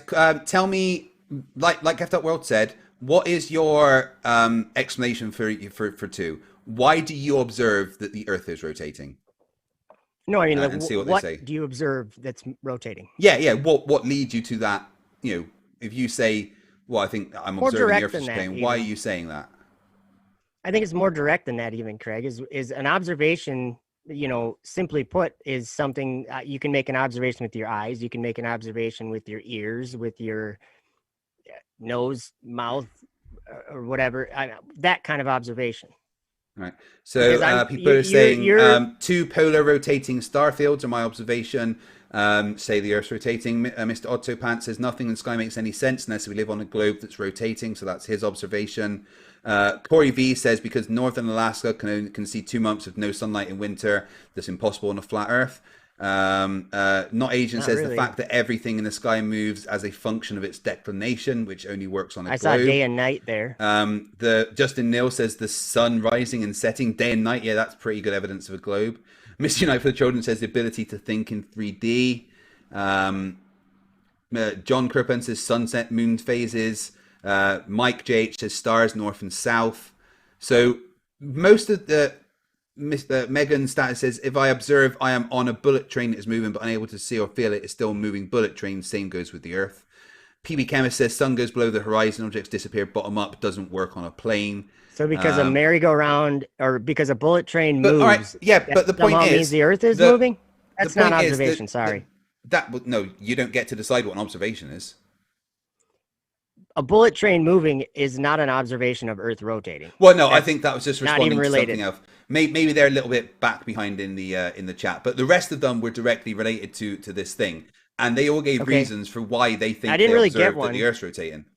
What about from a first person standpoint? Who is observing something? I'm saying here's an example. Yeah, but why do you Neil stop Armstrong, there, Joe? That's why are you stopping there? Why are you stopping? No, I'm not stopping there. I'm trying to explain something to you, Craig. You are stopping there because then you don't ever go to think about how that would have been tested. I'm trying to open your mind to something that I think you've never considered. I have considered it. I've tested it. I honestly think you don't understand the way.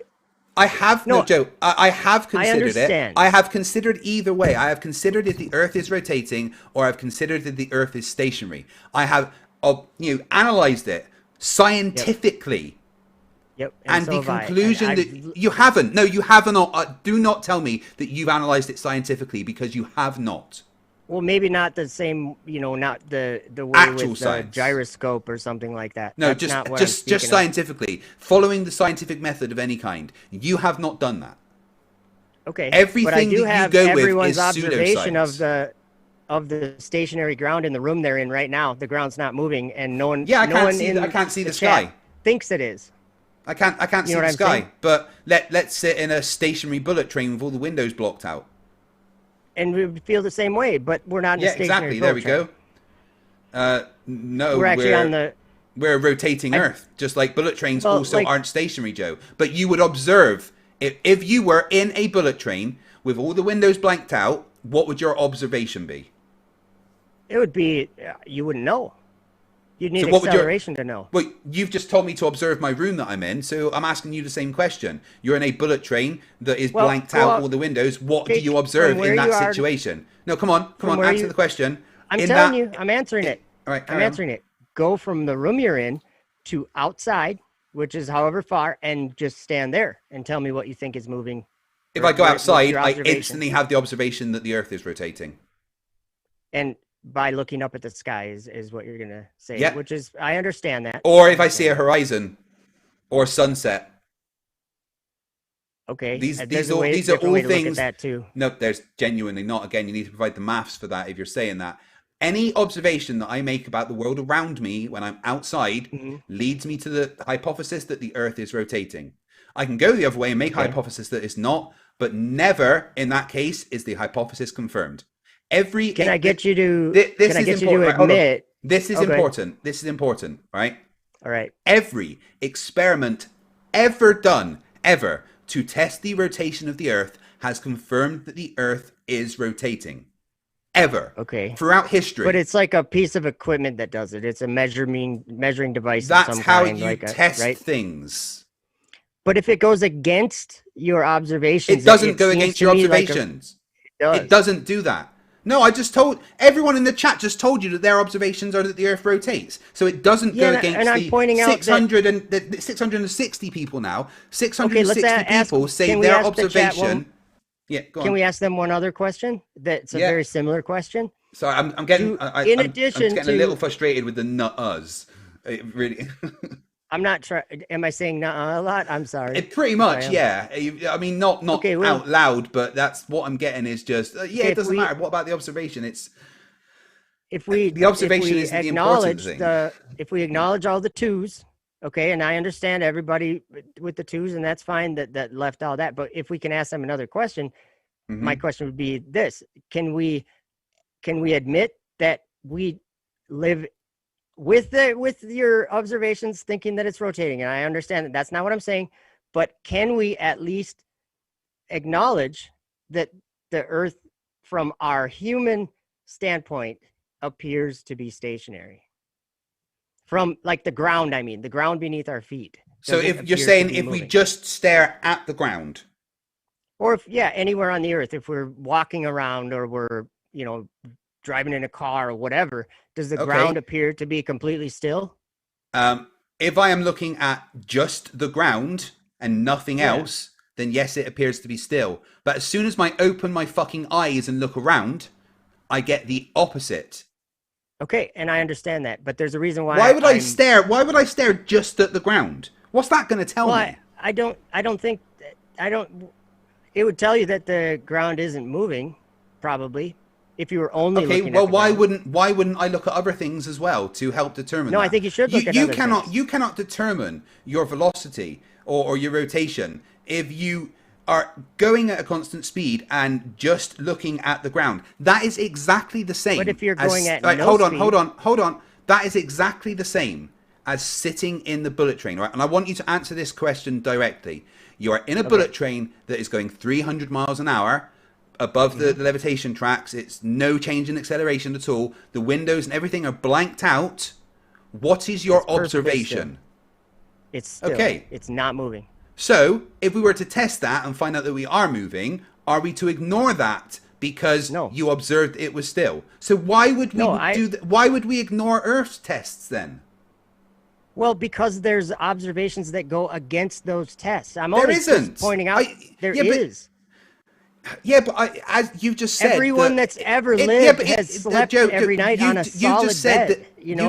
You've just said yourself, in a bullet train, your observation is that you would be absolutely still, but Yeah, that's a that's not hypothetical. true. That's a hypothetical. Yeah, but it's I'm the same just going thing. in It's the reality. same thing. It's exactly the same thing, though. That is what your observation would be in that case. But as soon as you measure it, that observation isn't true. Oh, right. I'm not muddled out. actually still. I'm not actually still. I'm not. Even though looking at the floor and the walls and the ceiling around me, they don't appear to be moving. This measurement tells me that I am actually moving. Let me test. Let me go outside. Oh, holy shit! I'm going 300 miles an hour. It's exactly the same on Earth. All And I just think that observations. we have to If be you look at the ground, if you look directly at the fucking ground, the ground is not moving beneath your feet.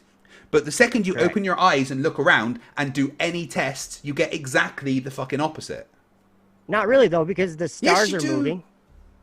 When you look up at the sky, what's moving?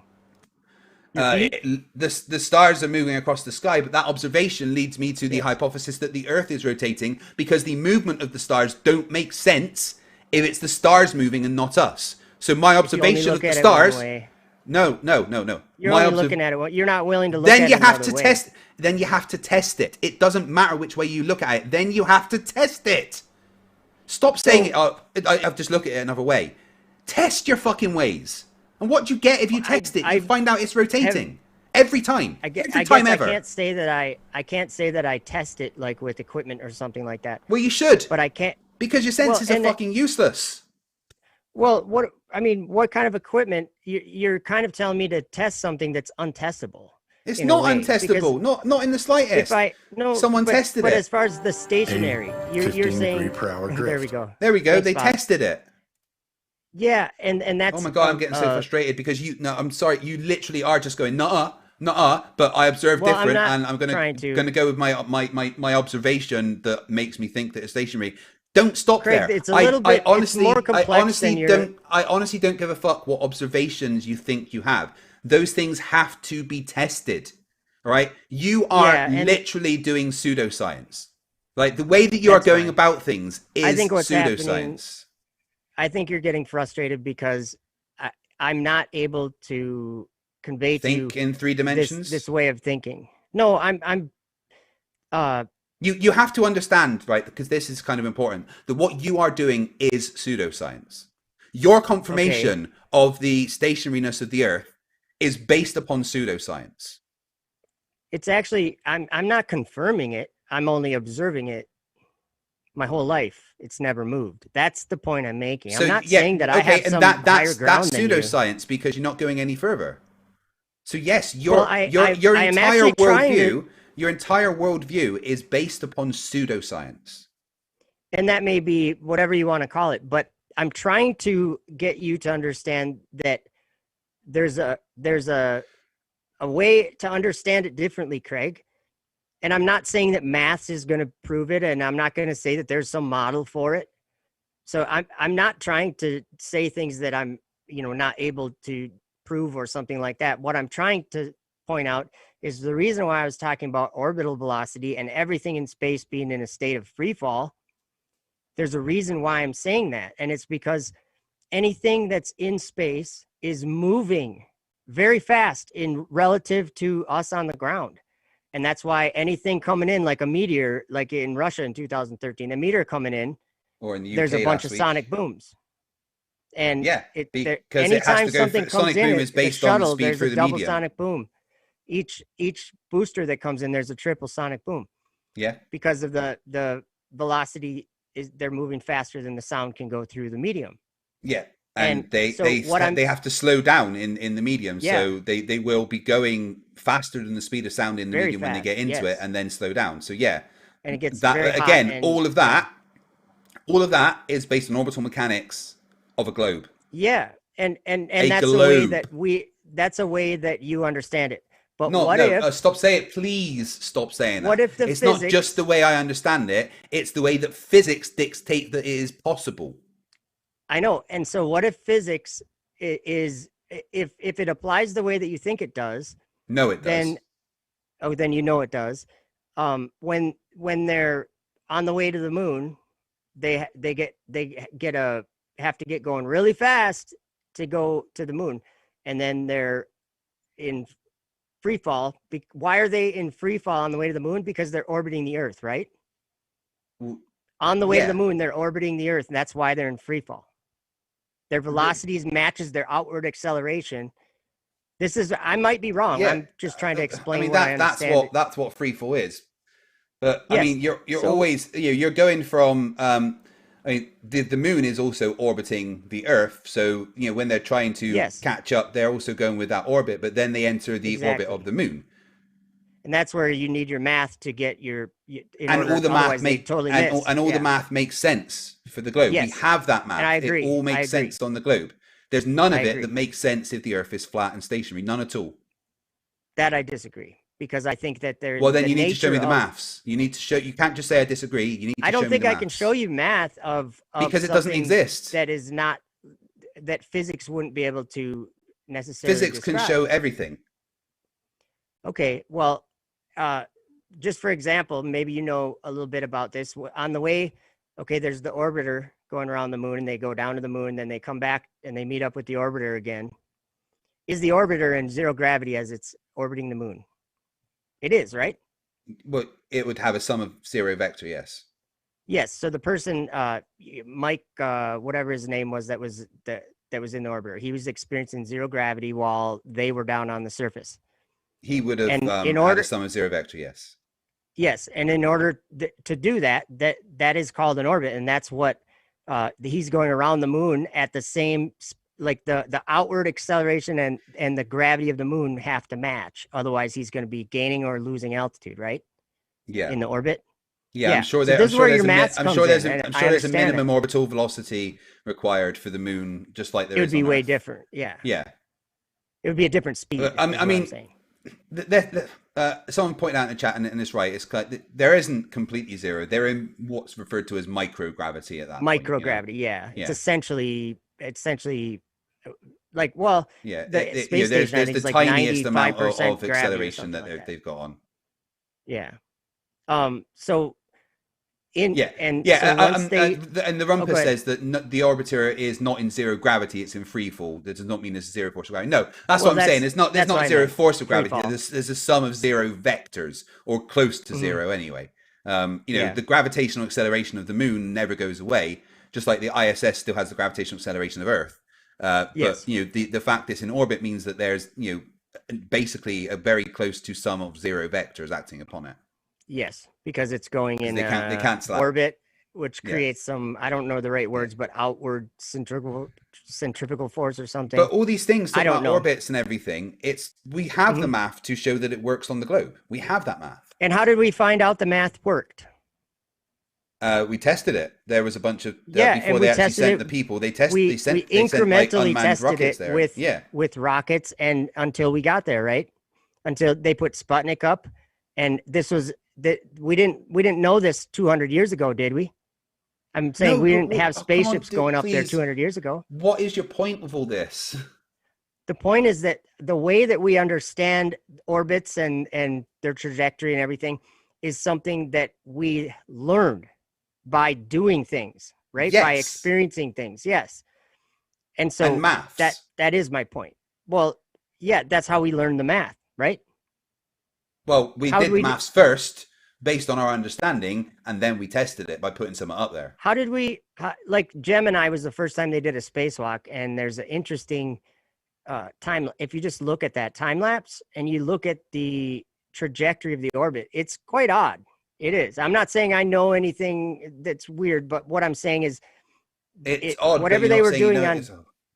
whatever they were doing on Gemini was nothing like what the ISS is doing. Like Mhm. when they were orbiting, they were doing a different. Yeah, it was all kind of based orbit on or something. everything they were doing was based on maths, based on a rotating globe, though. Every time you're talking about, That's this fine, is why but- I'm very confused about why you're bringing all this up, because it all is verification that the Earth is a rotating globe, all of it. Everything that you've said is about a rotating I wish globe. I could get you to understand why. Then you would need to present maths. You would need to actually show me that what you're saying is possible. Proof exists Well, it in is. I mean, mathematics. Hold on. Proof exists in mathematics. To say that there is even any conceivable possibility that what you are saying is correct, you need to present me with some kind of maths to back up what you are saying. Things in space, orbits, the math is the the moon. same. No, it's not. It's not the same at all. You can't say I think it is. It's really not. The maths is all based on a globe with a radius. Yeah, As Nathan And- Oakley would say, all hail R. I'll hit R or G or something. I'm just kidding. No, Craig, I'm not trying to frustrate you. I really am not. I just, I maybe if you had more time sometime, I could be better at doing what I'm trying to do. And I just to want get some you- evidence behind what you say, because, and I don't want to be rude, but everything that you come back with is just, yeah, but nah. okay.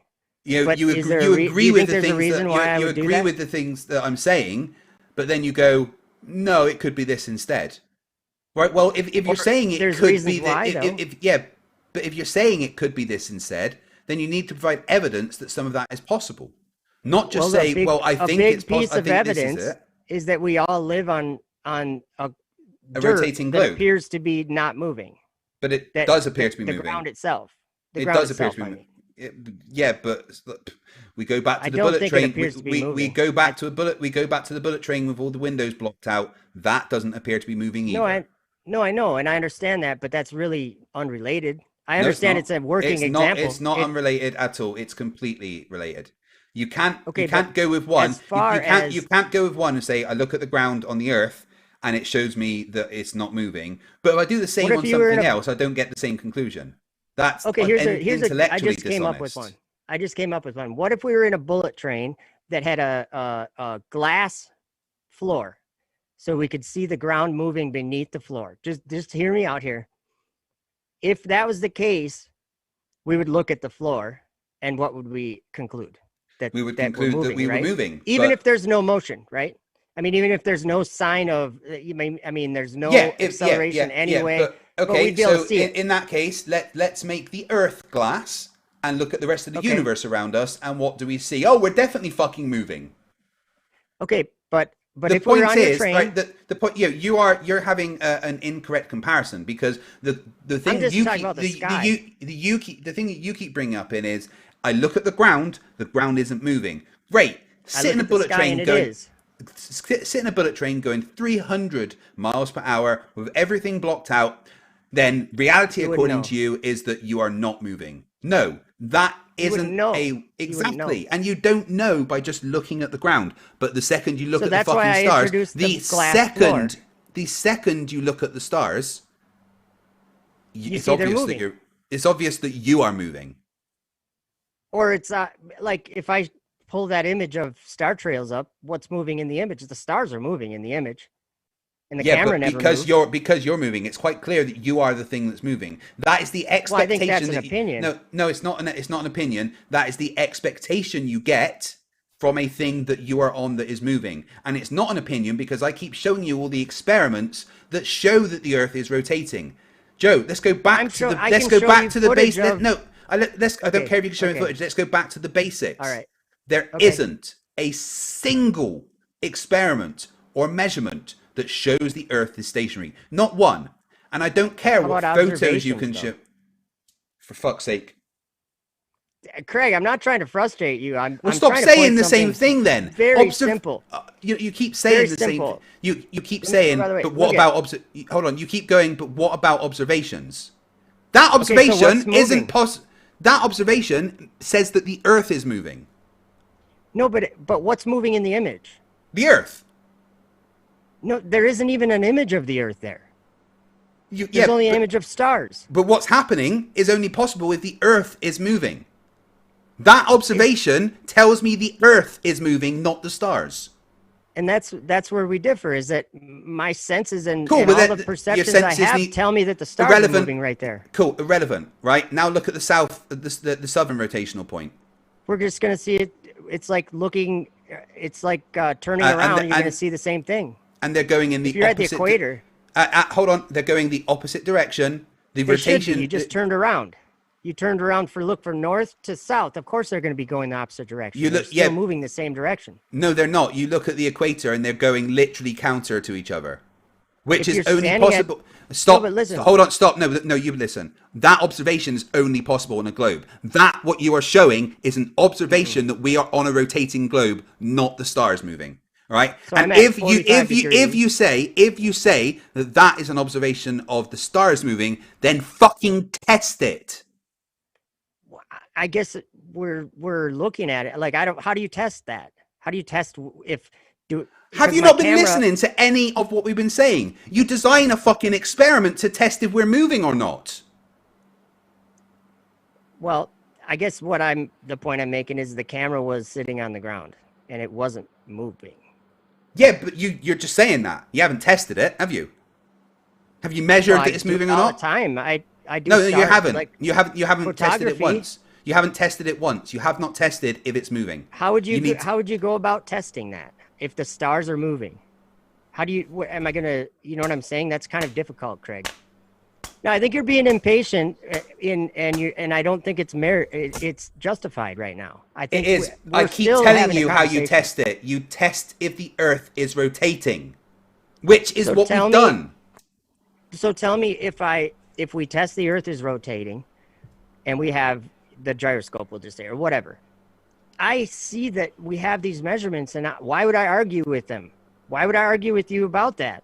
I understand that, but I'm Because weighing you're being a things out. contrarian at this point.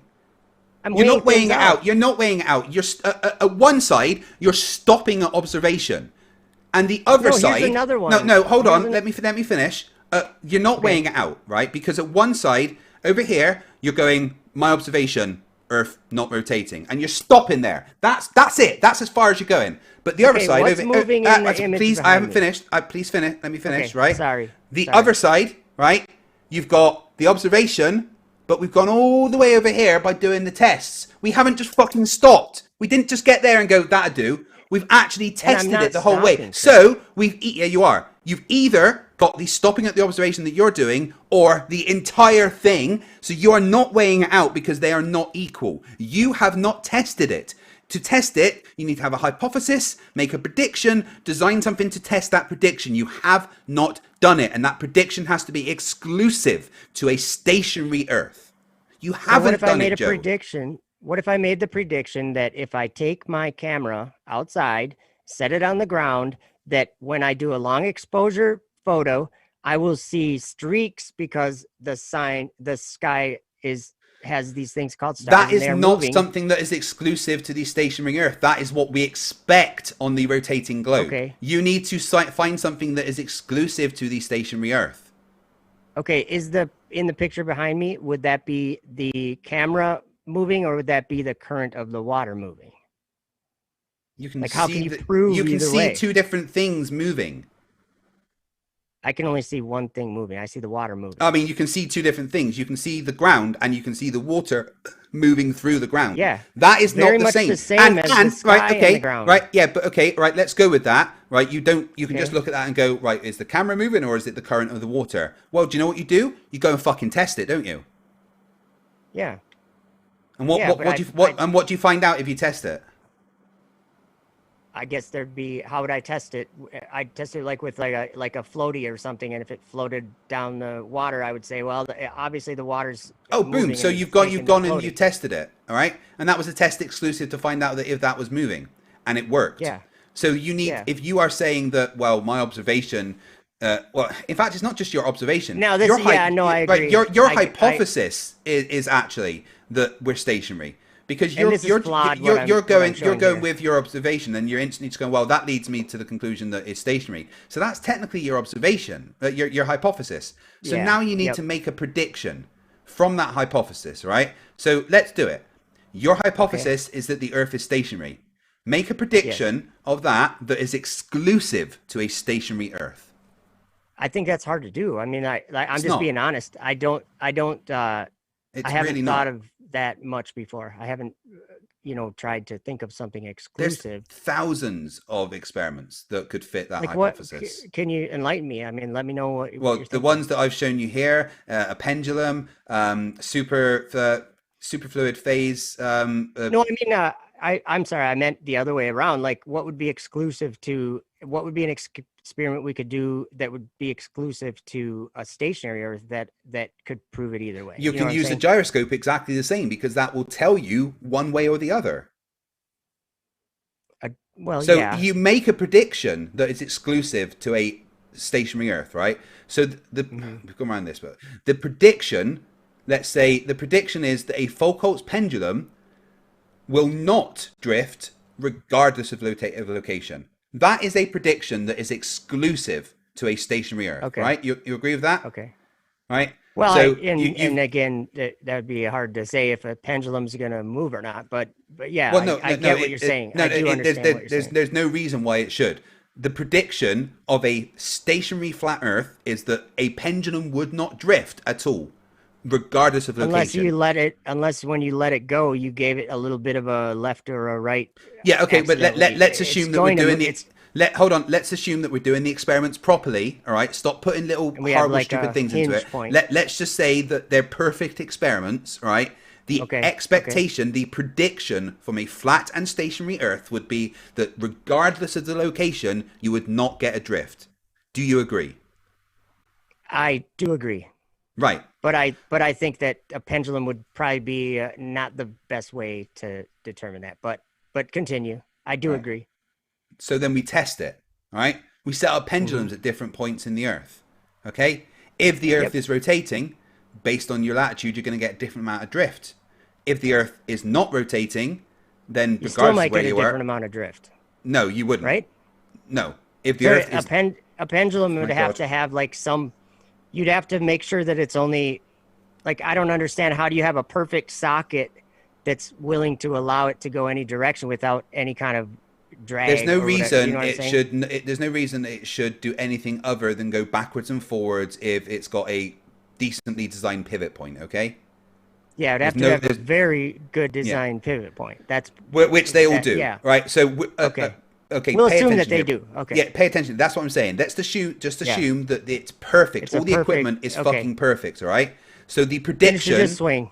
Oh my God. It should just The swing back and forth. Yeah, yeah. Yep. The prediction on a flat, stationary Earth would be that regardless of the location, you will not get a drift. Agreed. Agree. Right. I What agree. happens when Yeah, you I test agree. that? What happens when you get a predictable drift? Yeah. So It goes against what my body says. And I mean, I'm only being honest. It goes yeah. against what. Okay. I Irrelevant. sense. That's Yeah. completely irrelevant, though. 100% irrelevant. Okay. To you. No, to reality. So you're and I'm not trying to insult you, but you are giving more credit to the experiment or the measurement than you are to your own That's what science does. observation. Yeah, that's Yeah. what science does. Yes. Yeah, and that's. But like I said, scary to me. that well, that's why you do pseudoscience. Okay. I'll let you say that. I don't. It's I don't a fact. really- Based on the conversation that we've had here today, everything that you base your worldview on is pseudoscience. except for the real observations of the sky turning. Yeah, and no, the Earth being that's stationary. pseudoscience. That's pseudoscience because you're not following it through with testing. It's not really. I'm not really trying to do science. I'm just pointing out a simple observation. So Mostly. you're doing pseudoscience then.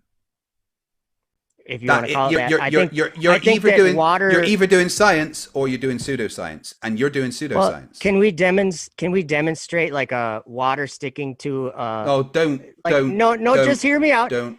This is what I understand Please. would be pseudoscience is saying that Please. something Please. is proved if we can't demonstrate it. Is that pseudoscience? No, we that's can't, not like, we pseudoscience can't at do a all. demonstration? Pseudoscience is what if it follows the scientific method or not. And I would say that the Earth being a ball with water on all sides of it, It's testable via the scientific method. except has been. that, like, how do we demonstrate it? Can we demonstrate it anyway? We can test Like we can make a prediction and test the predictions. We would and it need all a works out. whole big Earth to test it, wouldn't we? Yeah, that science doesn't say that you have to replicate something and then test that. That's Okay. not how it works. You make a prediction based on your hypothesis, and it's simple. It does can Earth, a massive ball in space, hold water to it? Well, that requires gravity to be a thing and have the attractive force that we say it does. Yep. So in that case, we need to design a test to design an experiment to test gravitational acceleration. Done. Mhm. Yeah. So then water what can about stick to a massive ball. what about a body that is half the size of Earth? With the same, let's say it has the same mass. It would have a that smaller same- half gravitational its mass acceleration. or whatever. Okay. And so It you could just probably get to a still point hold water where to the it. water would be yeah. where the water It- would be too much or too heavy. If Well, you no, kept going no. smaller. It would be more to do with the fact that if the water turned into a gaseous state, it would be easier to escape the gravitational acceleration. And Yeah. with less gravity, less atmosphere to protect from UV radiation and stuff from the sun, it's more likely that the more the water would turn to gas and escape the lower gravitational acceleration, which is what we think's happened on Mars, because Mars is actually quite small compared to Earth. But it does look like, from what we can see, that there used to be water on Mars. So we have to think, well, why did that water go away? The main reason is that we don't think that Mars had a magnetic field like us to protect it from solar radiation, due to the fact that it had a smaller gravitational, a smaller mass, had a smaller gravitational acceleration, never had as big and thick as an atmosphere to protect the water on the surface. So it dried up and evaporated quicker and escaped into space. So although there is still ice on Mars, we know that at the poles. Yeah. Now, I mean, if I'm being fully honest, I think that's a fish story. But yeah, well, I'm not saying that I don't believe they sent Perseverance there and all that. I think that they definitely doing legitimate stuff. Yeah, because I don't Mars is disagree with real, that. and so is the heliocentric model. And I believe that's a strong belief. I think there's other ways to look at it being shown to people, and I'm only just saying that because I'm a witness to something that I never saw before, and it's not from me. It's not an idea that I came up with. It's something that I was shown. The Rumpus is correcting me a bit there. Mars used to have a magnetic field, but it became geologically inactive. I think that's due to the fact that it's a lot smaller and stuff. The geological activity slowed down quicker than it did on Earth. So yeah, I mean, from what I understand, there is still a tiny magnetic field on Mars, but it's nowhere near enough to protect it and stuff. But anyway, right, I think Mars will look world. I this. think that we've probably reached where we can today. We seem to be going around in circles, but I want you to try and do some science. I want you to test your beliefs, because that's what you don't do. And I'll do my best to do like more technical testing than I have. And in the another past. thing I want you to do is to find ways to explain the results that we have, like pendulums and gyroscopes drifting. Why did that mechanical gyroscope drift? What caused this? Why did we get the drifts? Yeah, that's a good question. You have to be able to explain it, because we can explain what caused these measurements, and it's the Earth rotating. That's why it's moving to the right. So I hear you. If the Earth is stationary, I just come up with a reason why that's happening. And I'm not saying it's not. I'm not saying it's not happening. I'm not saying that. There's something that I do want you to understand, Craig, and whether or not we agree on something or not, I do have to just share that there's something else that's not being acknowledged, and it has to do with belief. And so I'm not even going to try to go there. But what I'm trying to say is that the world that we live in, and it's not just me able to say something like this, the world we live in is going to change, and it's going to change in a horrible way. And I'm not making a prediction. I'm just talking about things I'm going to take over. It's not going to be nice. Okay. I'm just saying, be careful what you believe in this time. That's all I'm saying. I don't believe anything, really. Belief's pointless to me. I think you do, but beliefs really. I mean, I really don't think I can classify the way I think as a belief system. Because I want people to show me evidence. I couldn't believe in a God. Well, I don't think you do want people to show you evidence. I do. I'm trying to show you something. That's what I've been asking you for all this time, evidence. But all you're doing is going, well, maths. No, not just maths, experiments to back up the maths. What I accept is following the scientific method and coming to a conclusion. Yeah. Right. Yeah. Okay. So I'm going to read some super chats. You're welcome to stick around, because some of them might be directed towards you. Thank you, Craig. By the way, I'm not trying to frustrate you. I genuinely am trying to. I get frustrated when I have to go around in circles so many times, though. It just did feel like there was not us from you. Well, and there probably was. Right. Flat Earth FE News for $5. What's the IV and DV for the phenomenon that the ground is not moving beneath my feet? Was that for me? Yeah. Can you repeat the first part of it? He wants to. If you're saying that, well, if your hypothesis is that the ground isn't moving beneath our feet, what is the independent and dependent variables for that? I don't know. I guess I wouldn't have one. I guess it's more. It's like it's on its own, really. It's the Earth. It's where we live. Okay. So pseudoscience. We got 2 new members, Angel Gaming and Why Kick a Moo Cow. Why Kick a Moo Cow, #855. Thank you very much. You are fucking awesome people. Connell Silverfer for $5. You don't observe bacteria with your eyes effed up. Stop dodging the question and tell me why you believe in them, or admit your intellectual dishonesty. Do you believe that bacteria exist? You'd need a microscope so that you could see better. I've got your a eyes microscope. Can see. Yeah, that color. What is it? Something silver. But, I don't. Connell Silverfer. That's so you're more likely to trust the results of the equipment than what your senses tell you, are you? No.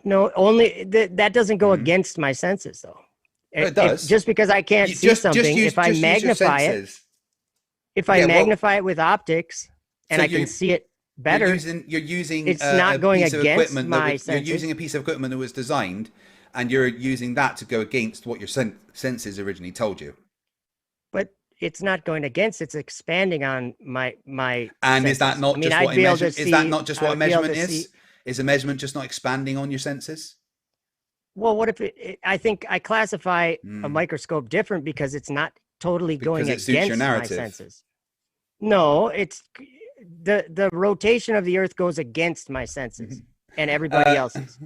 Marek Zeance for 10 PlayStation Network dollars. Drink more alcohol, world will start to spin. I can confirm.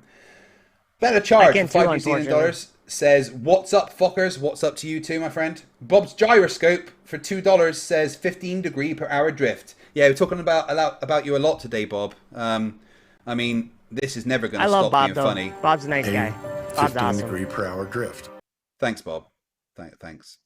William Foley for $10. We had 9 minor earthquakes in the last 2 days in Kansas. The Earth was not stationary. I hope you're okay, my friend.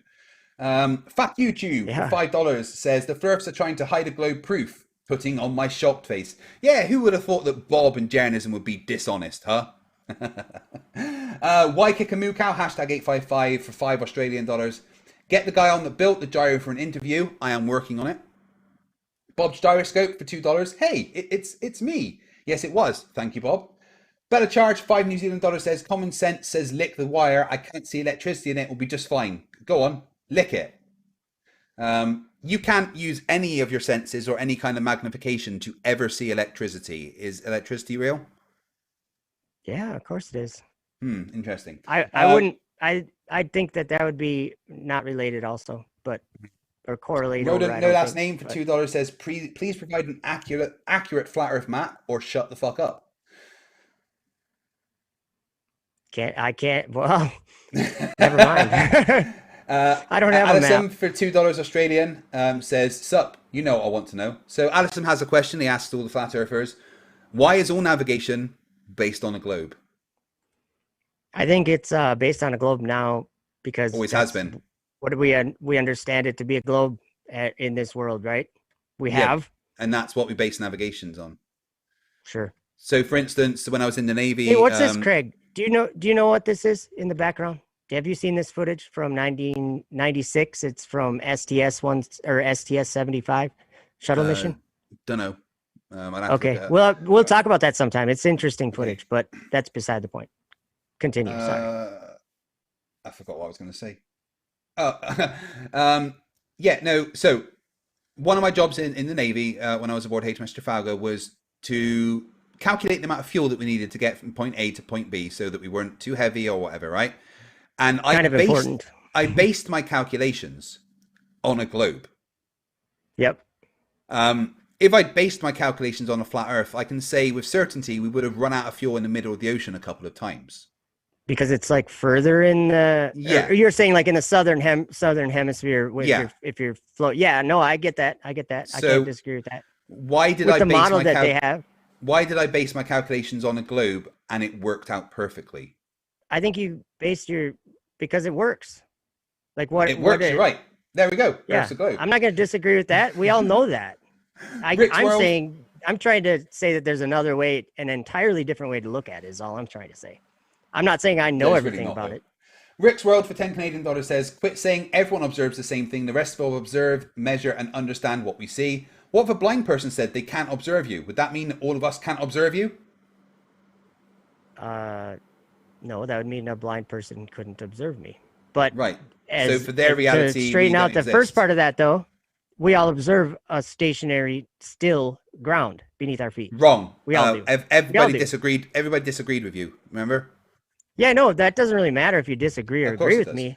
The fact is that the ground, when you go to bed tonight, you're going to wake up in the morning and the bed is going to be in the same place and it will have not moved at all. Well, it depends That- how it's- me and my wife are feeling, really. But you know, Well, I suppose that's your business, but no, Nearly you get what I'm 15 years saying. I'm we've not. married, you know? It's not some like amazing thing I'm saying. I'm just saying one of the most basic, simple things that everybody observes. We That's know wrong. those constellations move at night and throughout the year. Everybody knows that. It's not something. I'm not trying to like point out something that you don't know. Because or we're something. I'm not rotating, yeah. smarter than you. Yeah. Right, Matt Rock for $5 says, so even if the Earth is flat and overall stationary, unless you also deny plate tectonics entirely, you are still moving and don't feel it every day.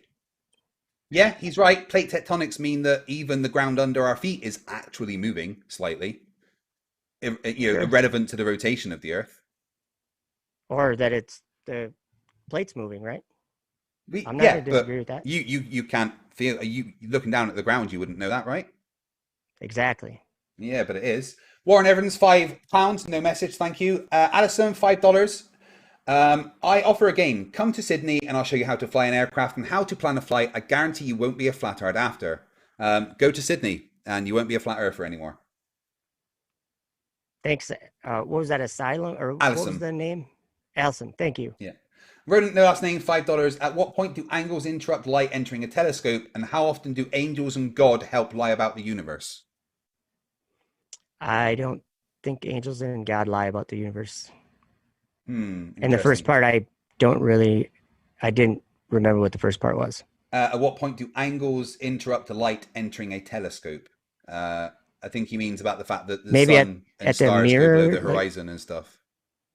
Oh, you mean like the angle, like latitude? Well, I don't know I think more the fact that you go over if you sail over the horizon, the North Star would disappear.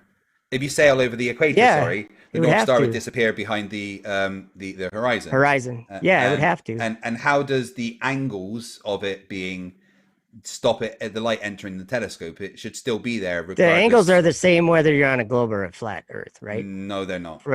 No, they are. If you come to Minnesota, you're going to see the Polaris at 45 degrees. Yeah, because the Earth's a globe, not because it's flat. Though. No, it's because Polaris is up at 45 degrees. Because the Earth's a globe. You that's your opinion, or No, that's it's the a way fact. you like see for it. instance, like Has nothing to do with at the the North Earth. Pole. At the North Pole, it's 90 degrees directly up, right? Yeah. Every And at the horizon, it's right on the horizon. Every Or at the 69 equator. miles that you go away from the North Pole, the inclination of it degree. changes by 1 degree. Yep. That does Yeah, it not has nothing work. to If do- it- that hold on, You hold can on. take that, those hold on, numbers and hold you on, can hold on, pretend hold that on. there's a radius Hold with those on, numbers, hold but that on. doesn't mean there's a F the radius. world. Hold on. We're not talking about a radius, right? All I'm just saying Well, is that's where you're going to go with it. No, I'm not. Okay. If you take 1 degree for every 69 miles, it Yeah. does not work on a flat Earth because it gives you conflicting positions for where Polaris would be in the sky. The further away Polaris you is go, in every the same spot. yeah, no matter but when where- you like- if you map out that 69 degrees for 69 miles for 1 degree, it doesn't This make was in sense Red's on a flat video. Earth.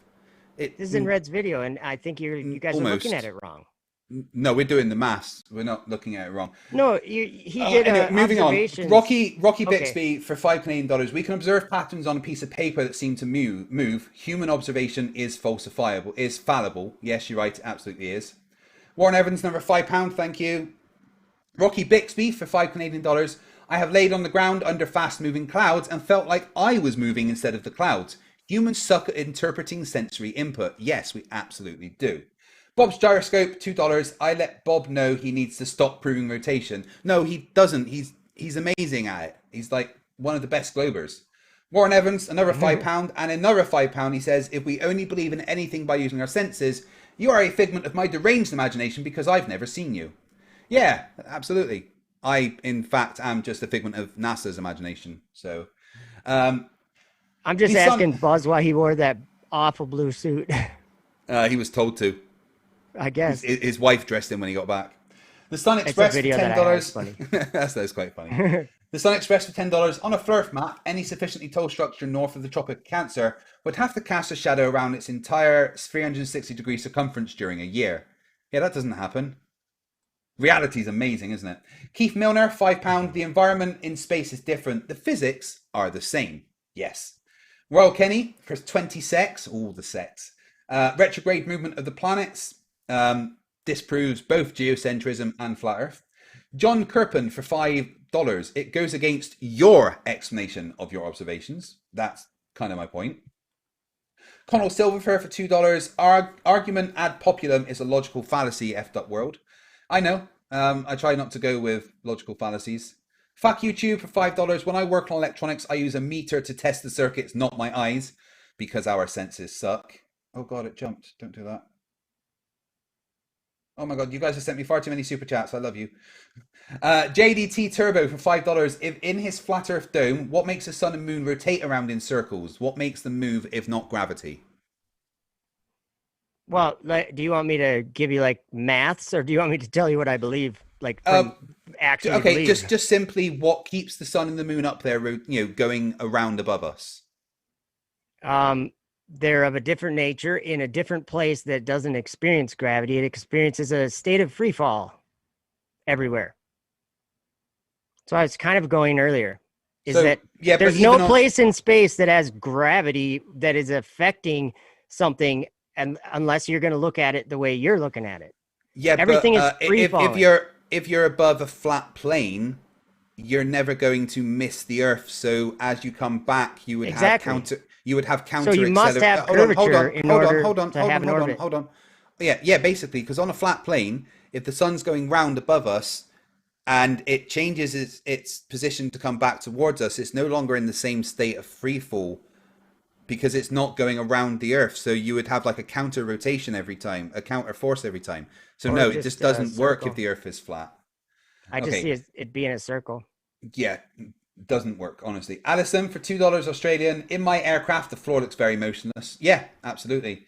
Robeeb for $5. If you're in a car driving down the highway and you look outside and see the world around you is moving, but the car is stationary, you're wrong. You're right. You're wrong, because that's not how it works. Which is our entire point here, right? Better charge. Did I ever tell you about the time I went on Soyuz? Sorry. The time you went on Soyuz. Yeah. Yeah, I got a video of it. Just like me going to the ISS. I've been up there a few times. Yeah, we got I think about a 9-minute ride yet, so we'll see. Yeah, I'm just all that gravity. I have fun with this with it. All that gravity and rotation sorting you out up there.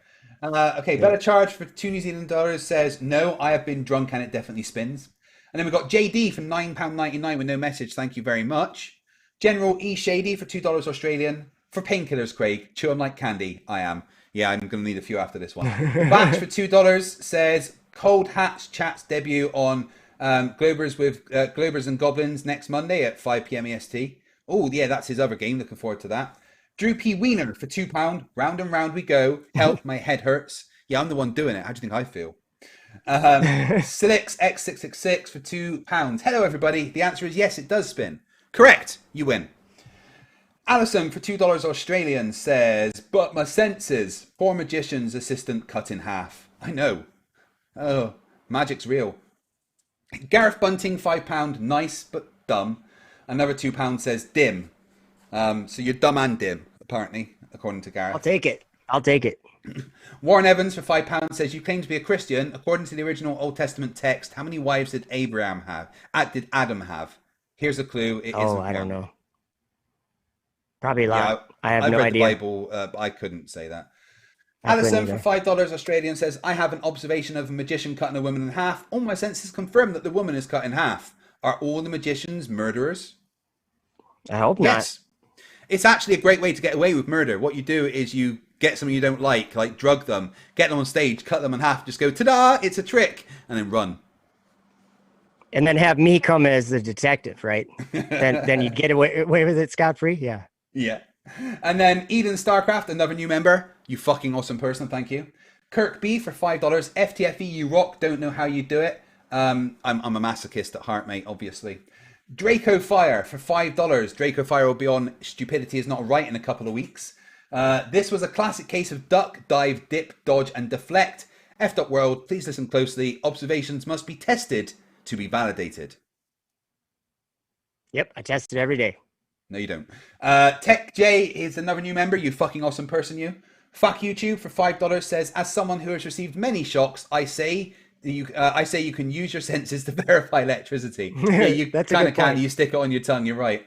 Draco Fire 9-volt batteries says, as another Minnesotan, I'm going to move away now. I'm a Minnesotan. Yeah. You're going to move away now? Yeah. Okay, that's fine. That's fine. I didn't know it was that bad. Jeez. Corntech for $5 says, can you explain why I can't receive TV stations from Indiana or Michigan, where I live in Northeast Ohio, 73 DKC8 RGS? I'm not sure that says, I think that's the location. Yeah, why can't he receive TV stations up there from where he is? Probably too far away. Because of the globe, yeah. Small Time Art, Yeah, $5, because of the globe. says, Craig, please define maths, and do they have anything to do with proving a spherical Earth? Yeah, that's called having an accent. Maths and Earth, it's how I say it because I'm from Bristol. Greg Ware for $2 Australian, nice enough bloke, but he won't be building my house. No, neither will he be building mine. That is everything for tonight, guys. I want to say first off, thank you, F.World, for coming for a I conversation. work at NASA. What are you thinking I'm building houses for? I'm just kidding. My hat, it says I work at NASA. You're wrong about Thank you. absolutely everything you say. Please try and do a bit more investigation. I'll do my best, and thank you, Craig. I appreciate your kind, whatever you call it. I have I've got nothing against you, but if I was going to say anything to anyone, I would just say this. From my point of view, which may be unimportant and worthless to you, but from my point of view, the place that we live has been misunderstood, and there's other ways to see it, and maybe you don't see it that way and you're sure about the way you see it, but I just encourage you to look at things with an open mind sometimes when talking about these subjects, because there wouldn't be so many flat earthers around the world right now if there was nothing. So what I'm saying is that there's a way to see some things. Come to my channel and subscribe, or watch some of my videos, and or just listen to some of my videos, just to some of the things that I'm pointing out, and maybe you'll get a better idea of what I'm trying to share with Craig. So, okay, well, thank you for coming on. I'm sure we'll have another chat in the future. There's more things I want to go over with you, but for now, thank you. Thank you, Craig. And I will speak to you Wasn't soon. trying to be a pain in the butt. I know. I get frustrated, as you can see. Take it easy, and I'll speak to you soon. It's all good. Thank you, sir. Bye. My head, guys. My sore head. Oh, goodness me. But, is that another super chat coming in? No, it's flashing for no reason. No, there is. Angel Gamer for $5. F.World is an embarrassment to us Minnesotans. I would have guessed Alabama. Oofed. Come back. I think Wednesday, possibly, for the new episode of Flerfs for Idiots. Maybe Thursday. I'm still working on a few things with Where's Wally. I think over the next day or so, Reds and I will be doing a stream responding to Globebusters, who did a really, really bad job of debunking his equatorial mount thing, and maybe F.World should actually watch this and pay attention. So you've got that to look forward to. Sunday, another episode of Stupidity Is Not Right. I hope if you haven't seen my new game show, which is every Sunday at 9 p.m.